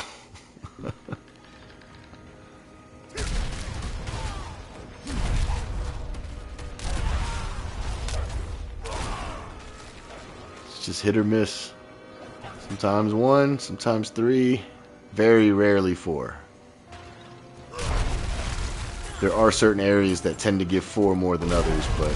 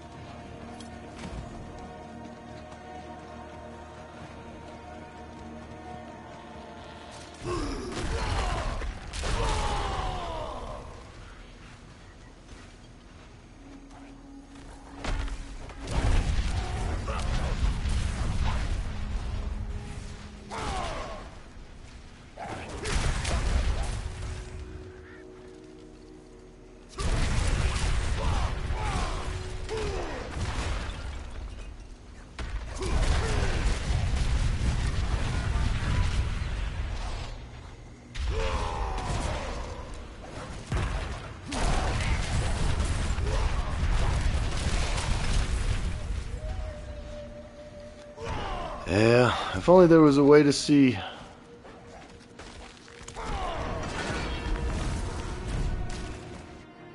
I need to find some more areas that have cows too. I feel like there could be more.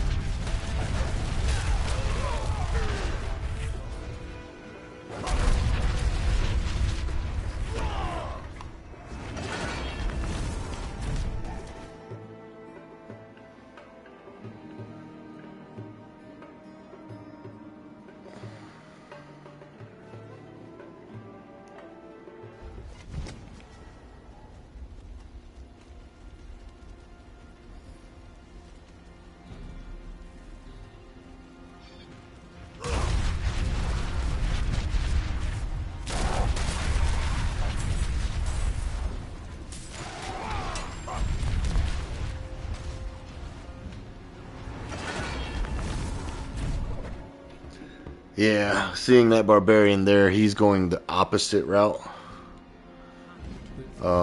So there was almost no point of me to try to go to the left side of that area because that's where he was coming from. You know what I mean? So more than likely he's doing the reset log out method that you go clockwise, log out, reset, and then go counterclockwise, but you're switching torment levels from torment 12 to torment 11 automatically. So the spawn rates are faster. However,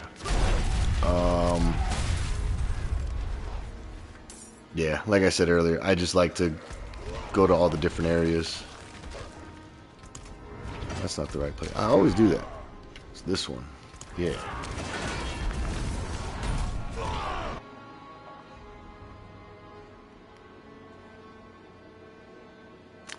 Maybe I'll make a video, you know. I did this so you don't have to. Nah. Plenty of people beat me to the punch. I wasn't caring about the cow level until I got closer and closer to this. This is all I got left, guys. And then once I finish this, it's cow level or just hop on another character. Have fun with a different build. But as far as like pushing, again, this is one of the goals and it's almost done. So I kind of invented the new goal of, alright, I guess this is the time to do the cow level since it's brand new. I'm somewhat of a completionist, so to an extent. It's not like OCD crazy. But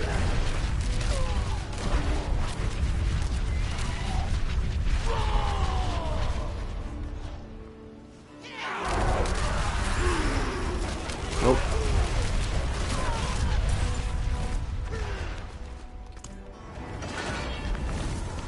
I gotta be getting close. I was doing this off stream for 2 nights.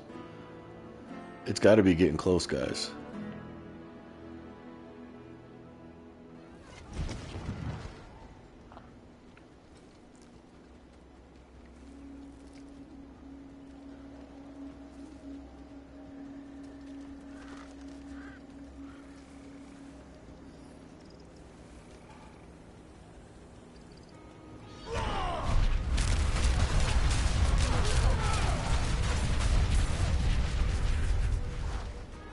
I just hope when they do drop it, it drops out immediately.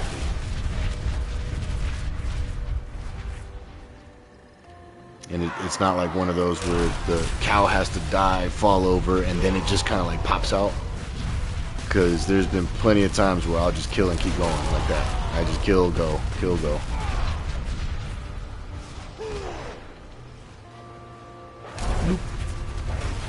See how long it takes? And then what if, then it would come out. That would piss me off. I guess we can hop back on our horse for this part. Well, our I can't even say Velociraptor. That's a Stegoraptor or a Velocisaurus.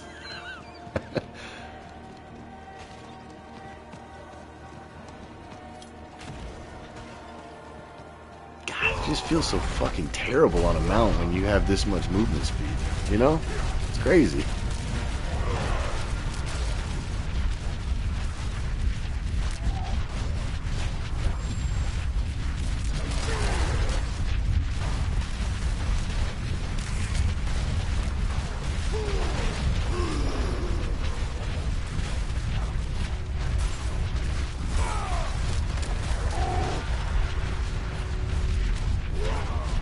It's honestly my fault for not stocking this stuff up in the Eternal Realm first. Because I had multiple chances where I could have been doing this since they, found the beginning steps. Just to prepare.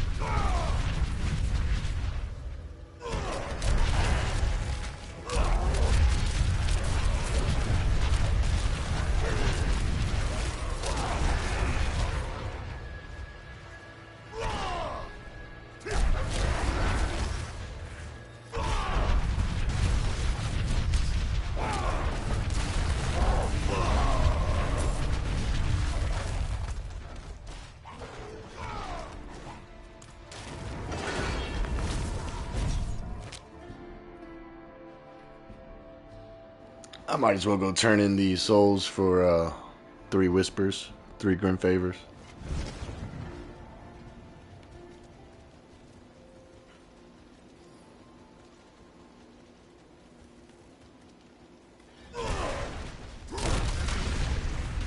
Oh, wrong one. Damn.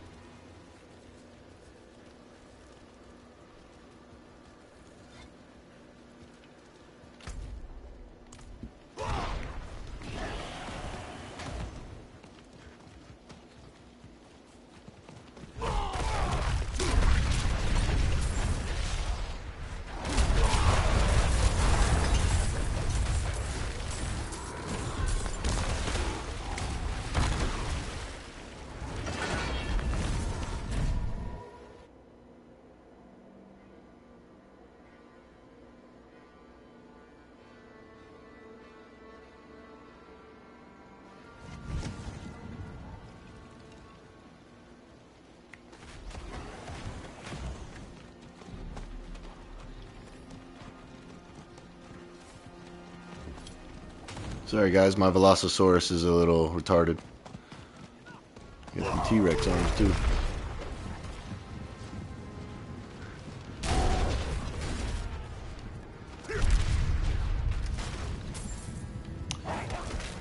Beginning to think this thing will ever drop. It doesn't exist. What if it's only an Eternal Realm? I know. It's something I didn't check. I wouldn't put it past. Put it past them.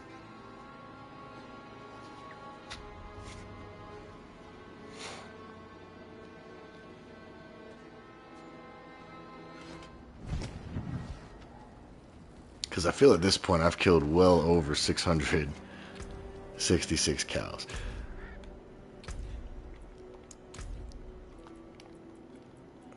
I know they have a thing for goblins in here, but I don't think they have one for cows.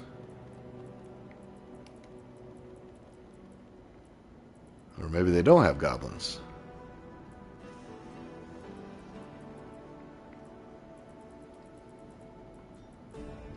I gotta kill more merfolk too.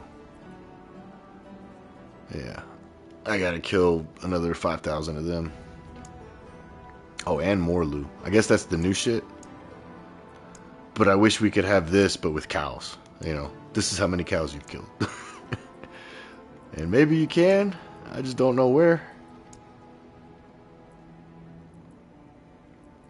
I don't think it'd be an open world.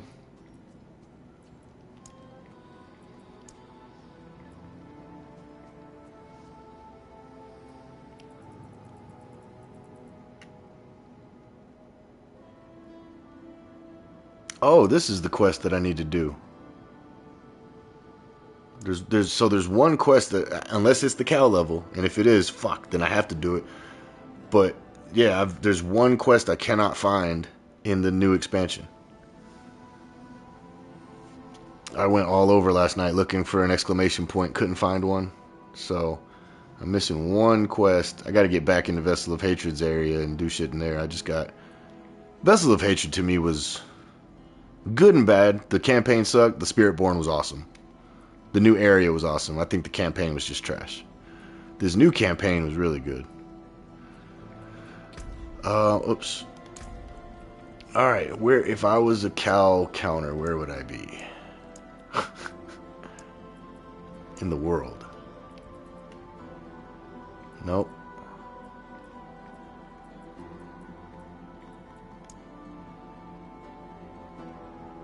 Oh yeah, if you guys want the crab with the knife, that's how you get it. I didn't know how I got it. I did the Echoing Hatred and didn't even put 2 and 2 together that that's what procced the crab knife.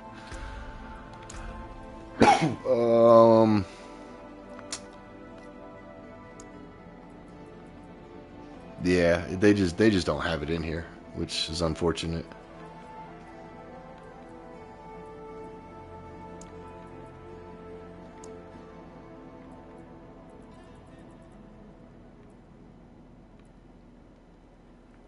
Claim all Chronicles of Creation.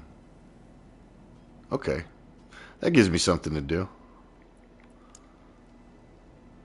I've done, I don't know how many are total, I'd have to Google it, but I've already done about 4 of those chronicles.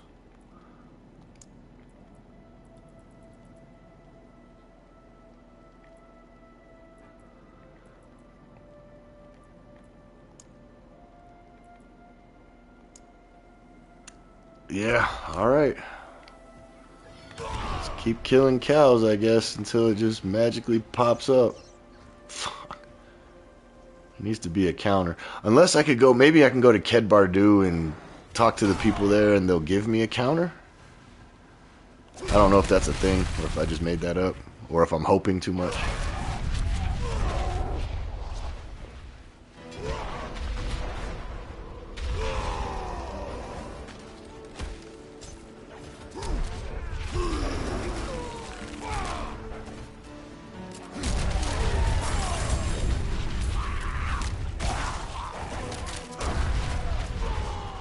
But let's check just in case. This is where all the cow shit is. I guess that would be manure.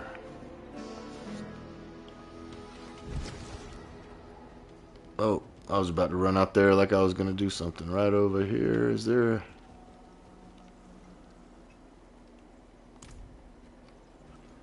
Father always wanted to see the markets of Kedbardu. Like, I wish there was something to interact with right here. Be like, you have killed this many cows. Keep it up. You're doing good. Nothing. Alert. Bandits haunt the roads around here. Nothing, huh?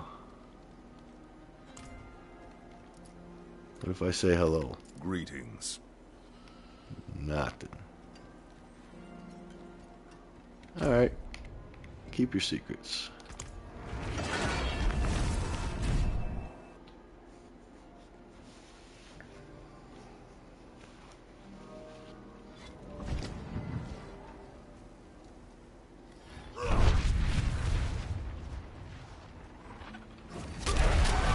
Uh-oh, no cows. Somebody already been here?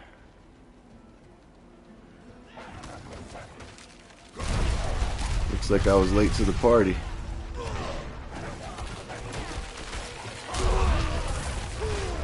Yeah, not a single cow. Wait for it. Nope.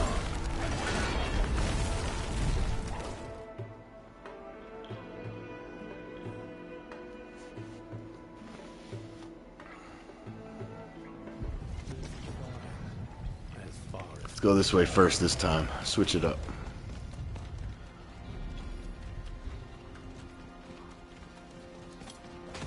If one of these cows drops it, I will turn my webcam on and do a backflip on stream.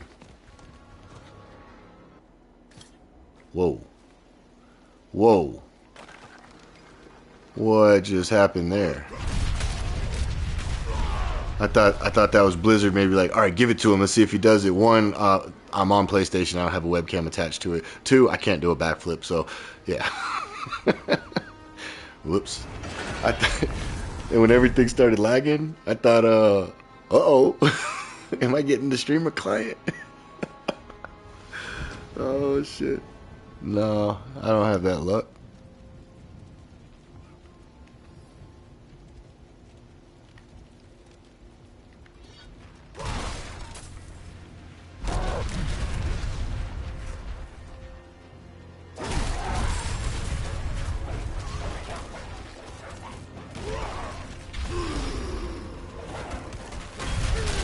I just don't know about this damn cow level. It's like the only reason I want to do it is just to do it. The rewards are a meme, from what I've seen. That cultist crown of the Mad Cow King, yeah, nobody's actually going to be using that. It would be cool to be able to moo at people just to, you know, it's like, it's almost like, you know, showing off mythics in trade. Y'all know what it is. Gives me something to chase. Yeah, this area had no cows. Somebody has entered the arena. Big bag of ovals. Oh boy, just what I want.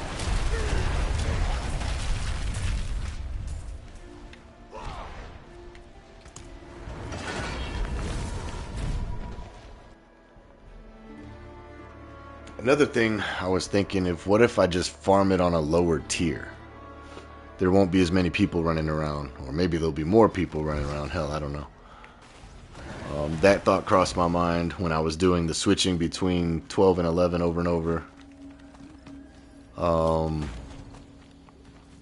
But then, you know, I do have profane mind cages on. It says I only have one, but I was pretty sure I popped 3. Now I have 2. Now I have 3. Okay, so it starts off with 3 and then goes down to 2 and then goes down to 1. That's cool. I'm hoping that's what that is.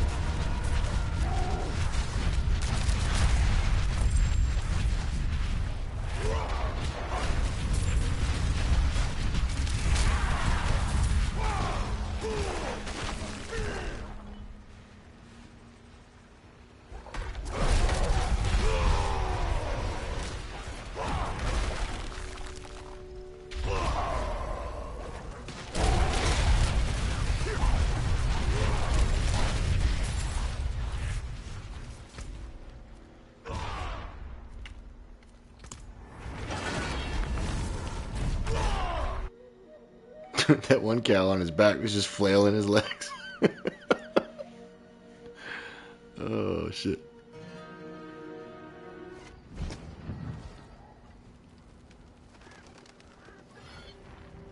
I mean, what else could we do?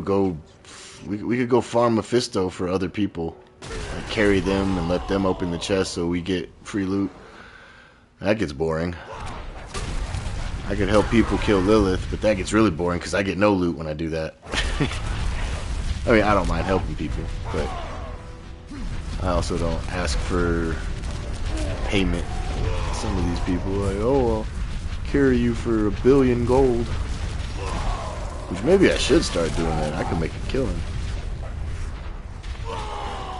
Back in Diablo Season 2, Season 3, I used to use this trade site. And I would put up carries up there for gold. And man, I made a killing. I think this is when gold was hard to get. And I had like 10 billion gold that season. It was pretty crazy. Now gold is just like, there's an easy way to get gold and then there's a lot of gold sinks. So I kind of like where gold is at right now in Diablo. Because it used to be gold was useless. You would have so much gold you couldn't even spend it all. And now it's like, man, you can spend 30 billion just re-rolling one stat on a damn mace. I've done it. This season, I've done it. And still didn't get what the modifier I was looking for.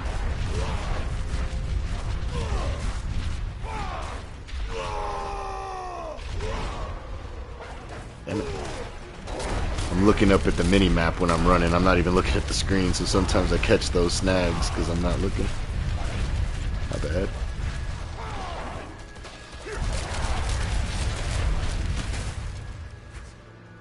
Maybe I should try playing with the map overlay on. I just wish there was an easy way to turn it off. If you guys don't know what I'm talking, I don't even know when they added this, honestly. I have no idea when this was added, but you can do the overlay. Probably take the opacity down a little bit. But now your map is like, you guys see the map, right? But there's no quick way to turn it on and off. That if there was, like how you can quick zoom, I would actually turn that into map. You know what? I never looked enough in there to see. Maybe I can do that.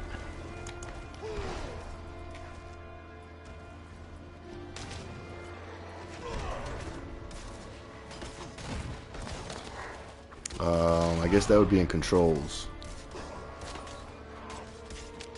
See, toggles the map screen cannot be rebound. That's the main map though.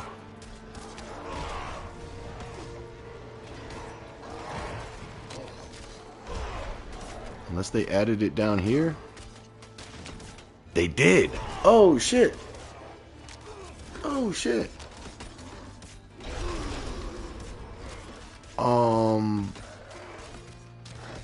Yeah, by Zoom. Zoom in-game camera has been unbound. That's fine. Guys, we can toggle our map and run around and look at the map. Holy shit. Was this like a change that happened in one of the shitty seasons and nobody talked about because the season was shitty? Or was this one of the changes in this season and there were so many changes that nobody noticed?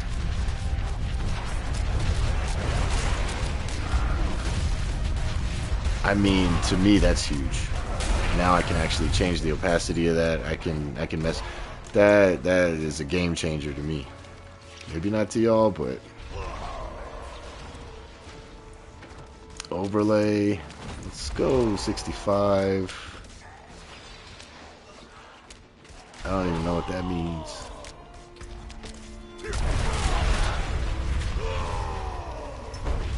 I mean, I like it.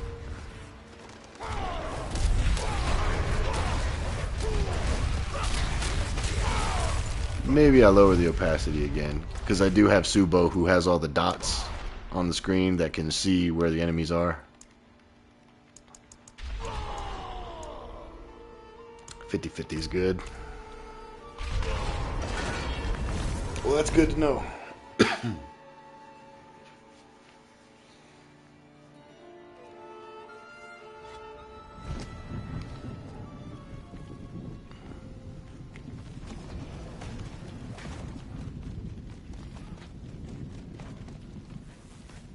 What do you guys think? Overlay or no overlay? I personally like it. I liked it in Path of Exile. I liked it in Diablo 3. But Diablo 3 was at like the bottom. Like you would pull it up, but it would still just be at the bottom underneath your character. So I'm not gonna lie, I wasn't really a fan of that one. As much so as having it over across the whole screen.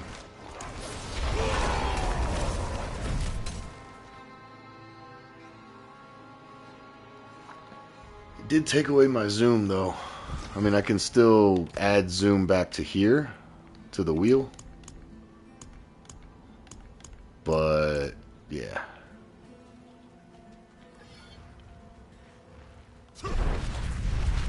Bro, who's over here killing my cows? They getting to them before me. Alright, I'll go back to Xsplzit. It's fine.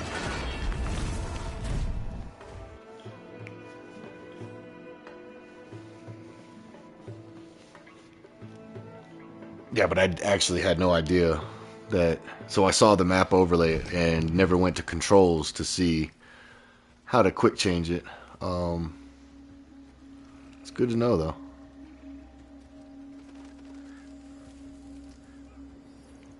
Some people love this playing like this. Some people hate it. That's why I was just kind of curious. What do you guys think?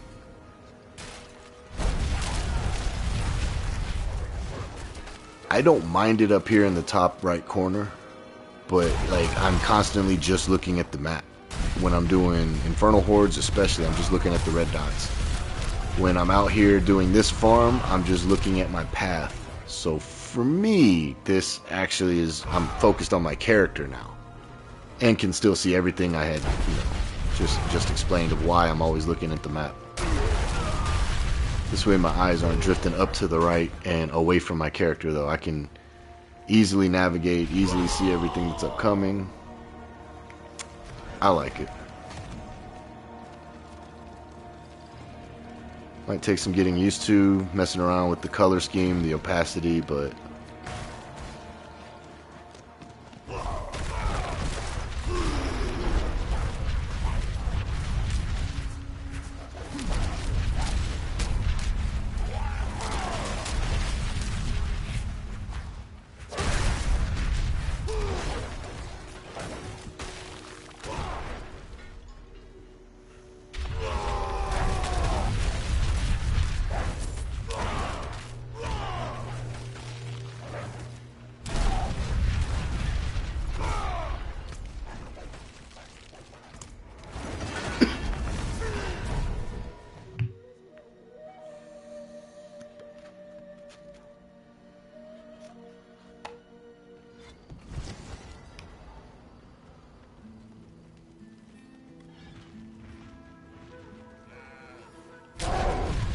got to the cows before him this time.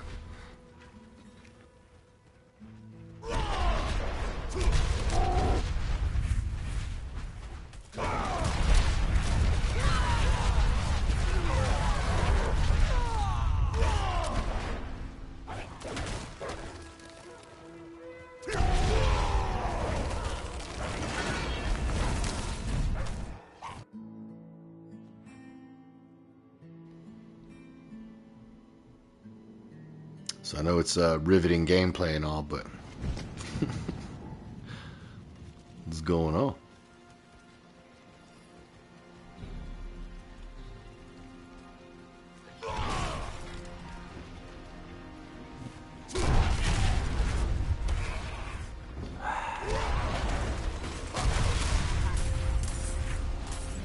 I have to be over.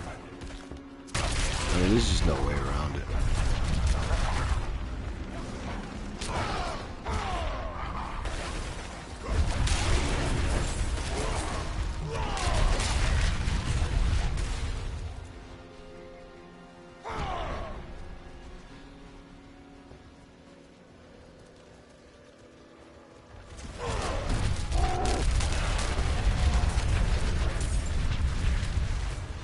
What am I looking for anyways? It's like a stamina potion, Neyrel's hand, and shit, something else. Maybe I should look that up real quick.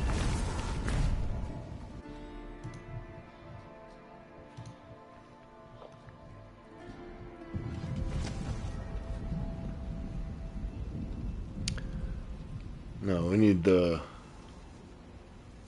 bloody wooden shard, intricate metallic fragment, musty tome. What? I thought I needed a stamina potion.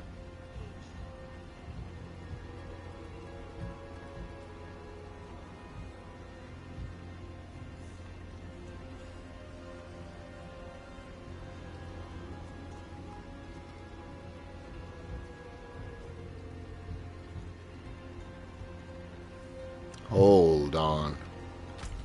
I didn't see that when I was there. What is this?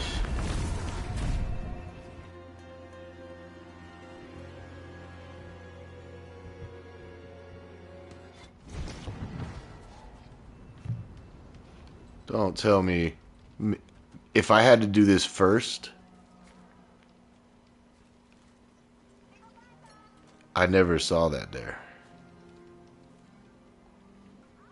Crumbling stone has a few discernible words. Spill their blood to be deemed worthy.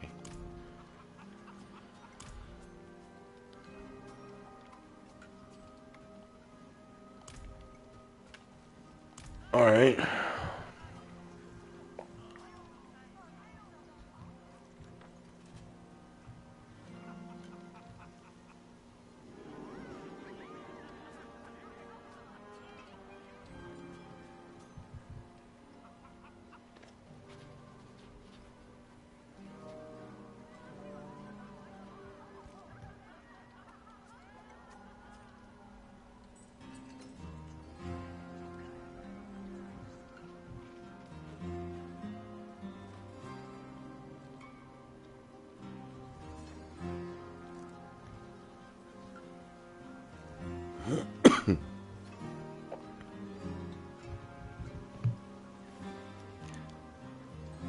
Man, if guys, I'm gonna be honest. If I had to interact with this first before going on my killing cow rampage, I didn't.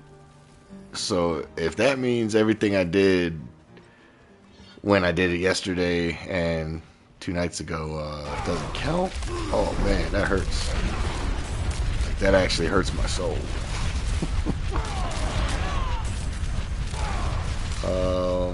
I guess we'll find out.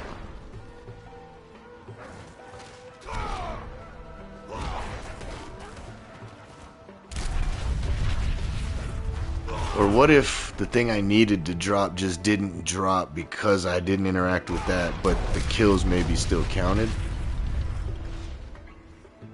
Oh man, that kind of put a damper on my mood to keep doing this. I'm gonna have to go get some Red Bulls and really just grind it out, huh?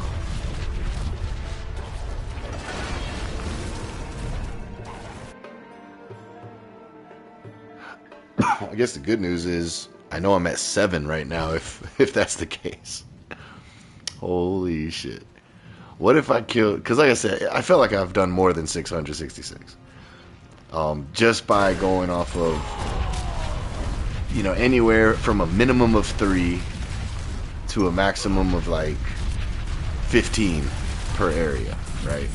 Even if I just went with the 3, with all the areas that I go to, times the amount of times that I've done it, and for how long it was, yeah, I should have been well over 666.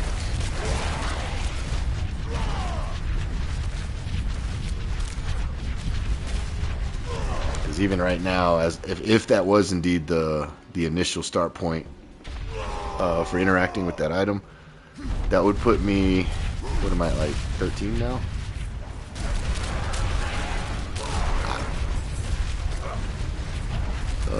Was that a cow? No, that was a demon.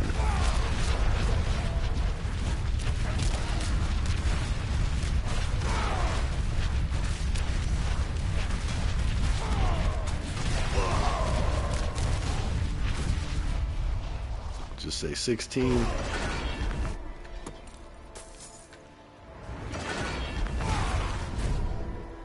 Damn.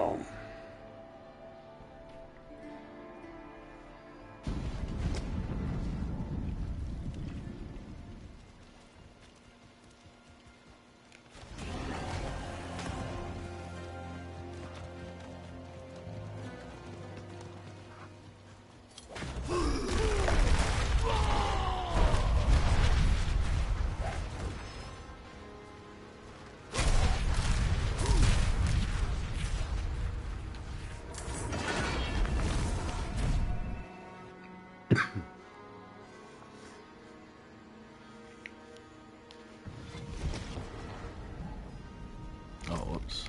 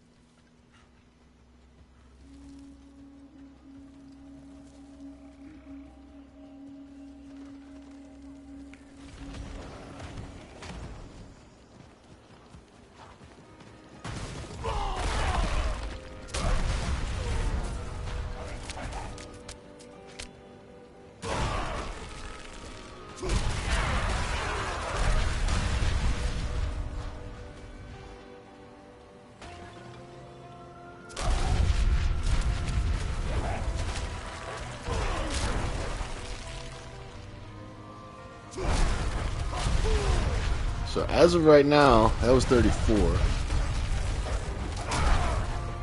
After I complete this run, 34, 36, 37. There's about 40 cows per run that I do without doing the reset refarm method. Just going to all the different areas. And, you know, give or take 1 or 2 cows per area. That's going to leave, we'll say around 45 cows per run.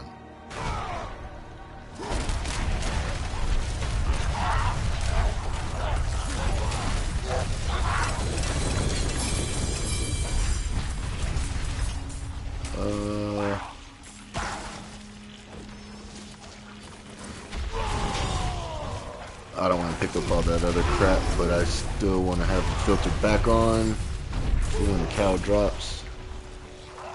Yeah, I don't care about none of that. But let's say about 45 cows.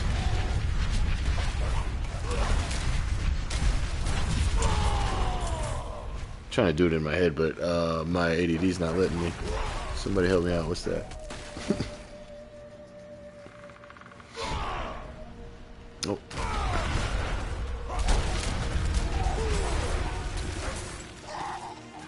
42, 43, 44.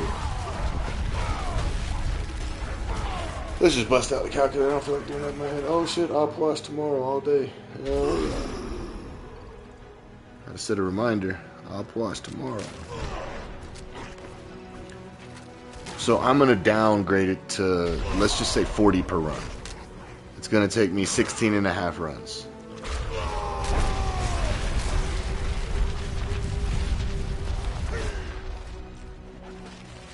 Yeah. So that was one. I guess I can start making a tally of how many I'm doing. I really, damn, that's crazy. I have definitely farmed more than enough cows, but without hitting that first thing, maybe that's why I wasn't getting anything to drop. So make sure you go interact with that first. Oh shit.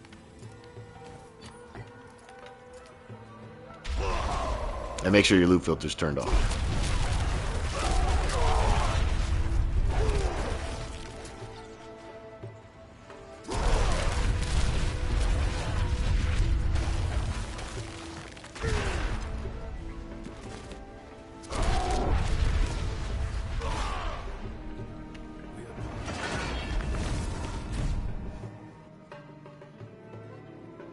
So they're saying on here on this website I'm checking out, the 666 counter, the relic will drop, guaranteed. It says they become, however, they become RNG afterward. So that initial drop is a guaranteed drop, depending on the area that you're in. And the other drops are random, but they can only drop in areas that you haven't gotten it yet. Man, yeah, I got excited for a second, then I realized, oh yeah, materials might.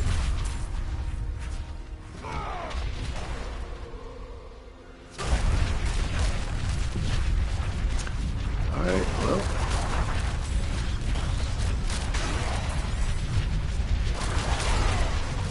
I guess that's good to know, guys.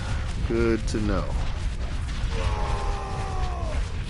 That means all the farming I did the other night, instead of gaming with my buddies, I decided I was going to start the grind for the cow killing. I'm pretty sure all of that was for nothing. So Zay, Tusk, my bad.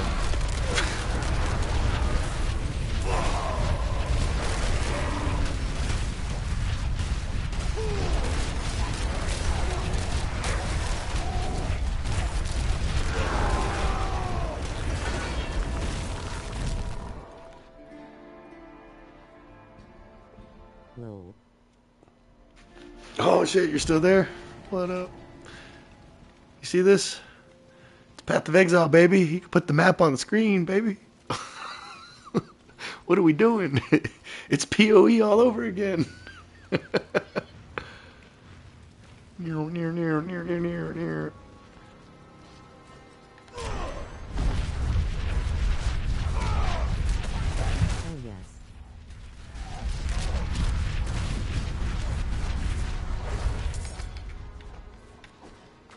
Oh man. Yeah, I think all those cow kills weren't counting until I interacted with that medallion or amulet. I never saw that in the water.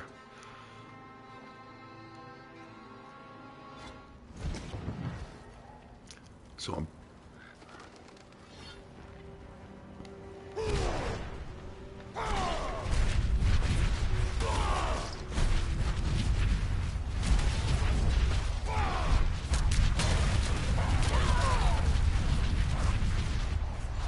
Though I feel like having a map on the screen like this would have been better when Diablo wasn't streamlined in the dungeons.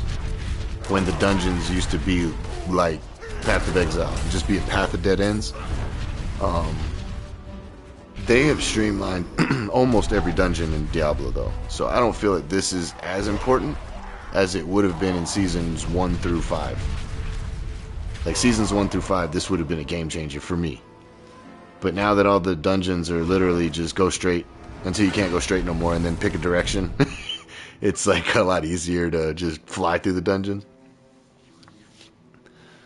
But hey, it's in the game now.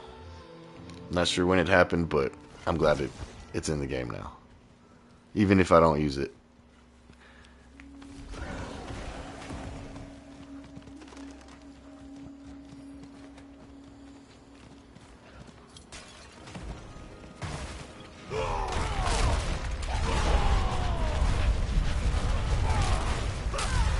Alright, let's think. If I get a bad run would be 1 or no cows, obviously, at every area.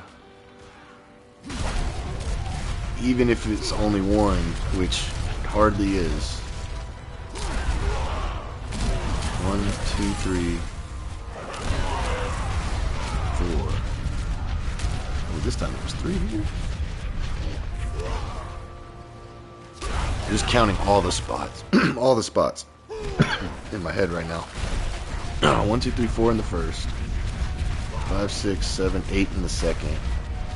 1 in the third. So it's 9. And then this way is 10, 11, 12, 13, 14, 15, 16, 17, 18. So there's 18 spots for cows, if my memory serves me correctly. Even if there's 1 in every spot, which it's not it's not common for just to be 1, even though that was just 1. It's not as common as finding 2. So let's say even at 18, I have to do what, 35 runs? I could knock a lot of that out. Don't know if I'll do all of that on stream. I may do this for a little bit longer and then do it off stream, but start streaming once I get the items from the cows, because that's when the actual quest really begins. This is just the mind-numbing dumb part of it. And I say mind-numbing dumb mainly because give us a kill counter. God damn, give us some way to track so we know if we're far off or not. And I guess they never, have with the cow level. I don't know about Diablo 2. I only know about Diablo 3's cow level, and it was easy as fuck to get in it. So, I don't know about this grind like they're saying in Diablo 2 it was.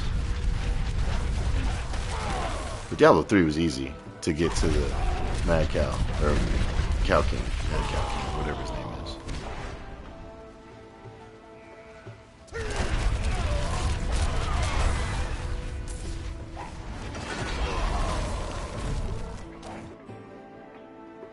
But if it's on the higher end, at 40-ish, so that was, like I said, 16 and a half runs would be done. And we've already completed 2, so...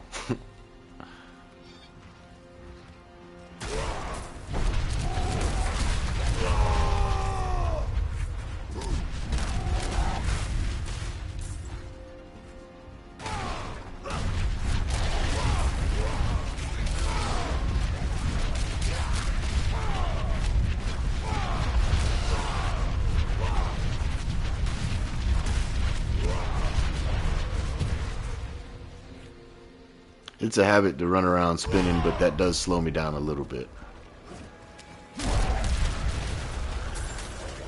Was it 2 or 4? I couldn't tell if those were haystacks or cows. I think it was only 2 cows.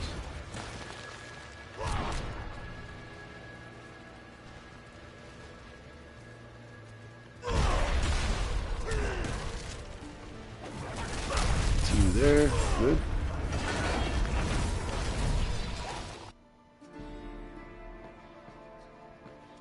So that one run got us 10 cows, because it was 2 or 3, 3, 2, 2. Alright.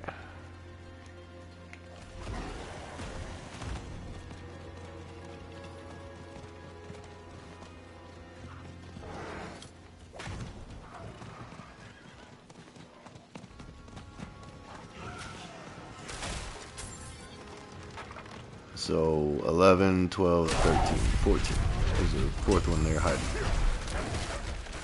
So let's just say there's 14 here on average. Whether I'm going left and right, I'm counting both. 14. 1,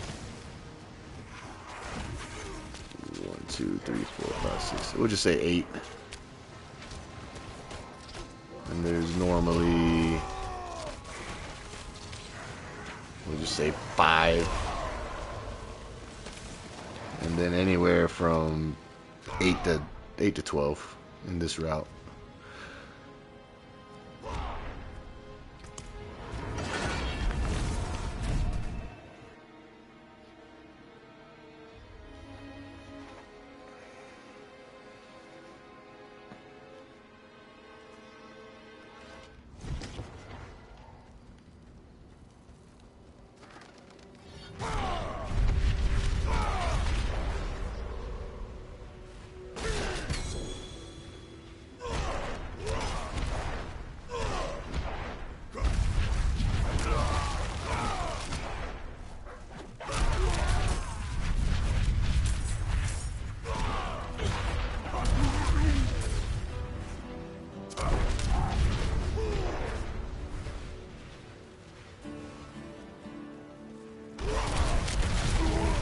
Yeah, that time we only got 4.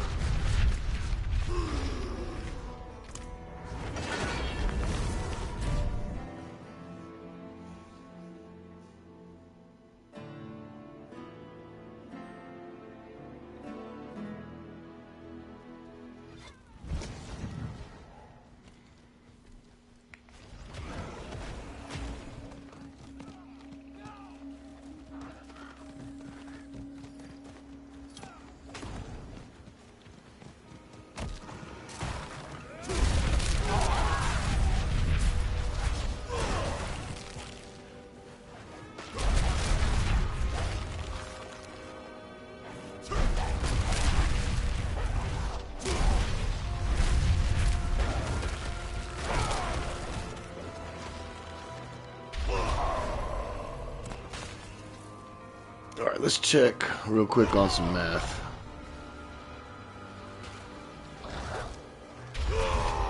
Even at 18, which would be 1 per area that there's supposed to be a cow, right?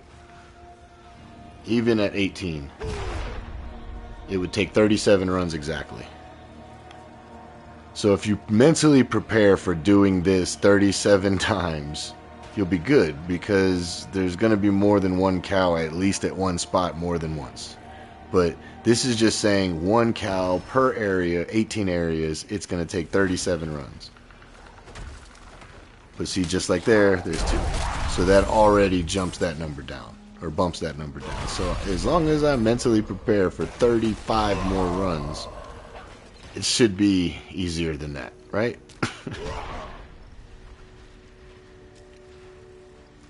See, 1. Yeah, that's fine. We planned for that. But every time we get 2 or 3, then we're like, hey, like right now. It's like, hey, it's a bonus. Still sucks. It still sucks that I didn't interact with that thing first. So if y'all want to hunt the cow level, don't be like me and just go kill cows. Go make sure you interact with that amulet. In Kedbardu. Cause see right there's 3. Boom.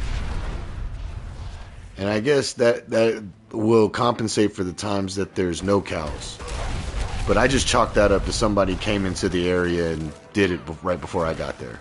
Because they should always be there. Your cows should always be in the same areas.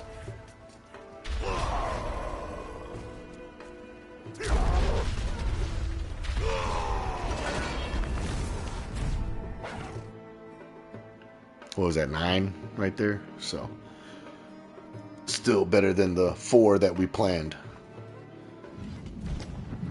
And like right here, I'm gonna plan for only 4, and anything above, hey, Good shit. But there's 4 spots, so 4 cows. Oh, somebody got here. See how there's nothing?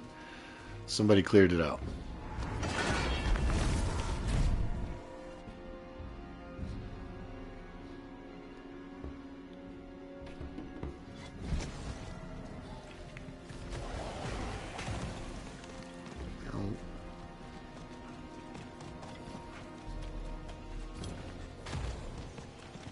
Uh-oh.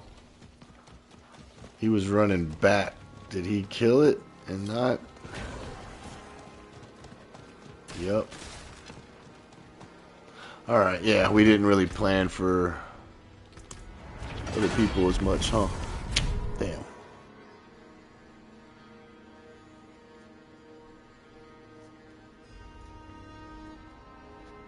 If you guys do this in a group, it's global kills. So, if you have 3 people doing it, and they all stick together, it counts for everybody. Which is really what I wanted to do. Get 2 of my buddies in here, and we just farm the shit out of this. So that way, when we get the drop, you can trade it to other people, or let's say it drops for 1 person. That means the other 2 people could be like really close to getting theirs, and then you just go change the area so they can get their drop in a different section.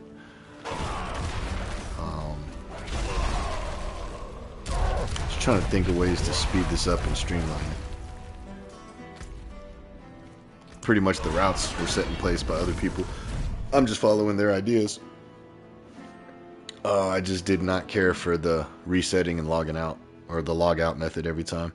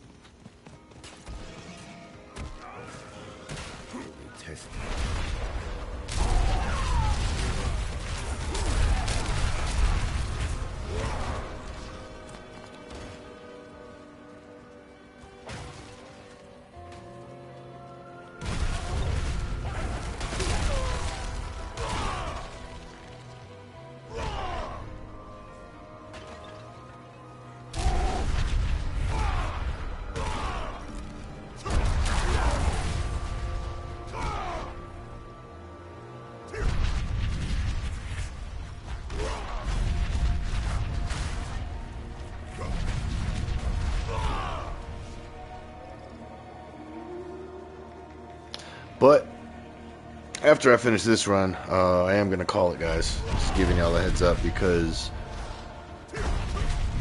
yeah, that changes how close I thought I was, you know, until I interacted with that end of it. And now I think the kills are going to start counting, and I could be wrong on that too. Hell, I don't know. But I am going to farm a lot of this off stream, because it just becomes repetitive, boring, and if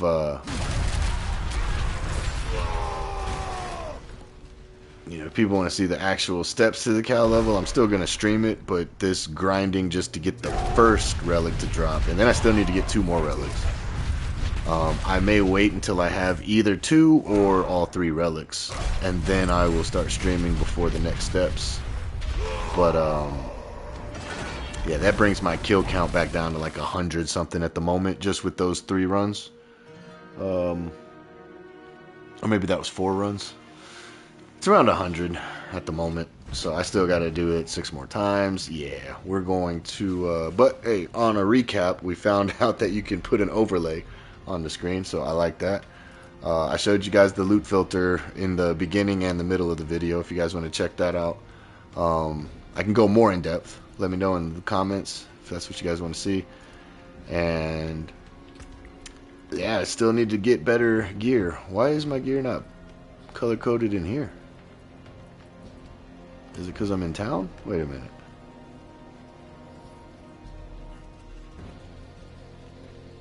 Oh, okay, so when you toggle the loot filter, it even, yeah, that makes sense. It's changing the colors as well, because that's a part of the loot filter. Yeah. Yeah, but that's going to do it for me for now. I got to figure out if I'm shooting pool or if I'm doing more cow killing tonight. Appreciate you guys tuning in. And yeah, catch you guys on the next one. Later.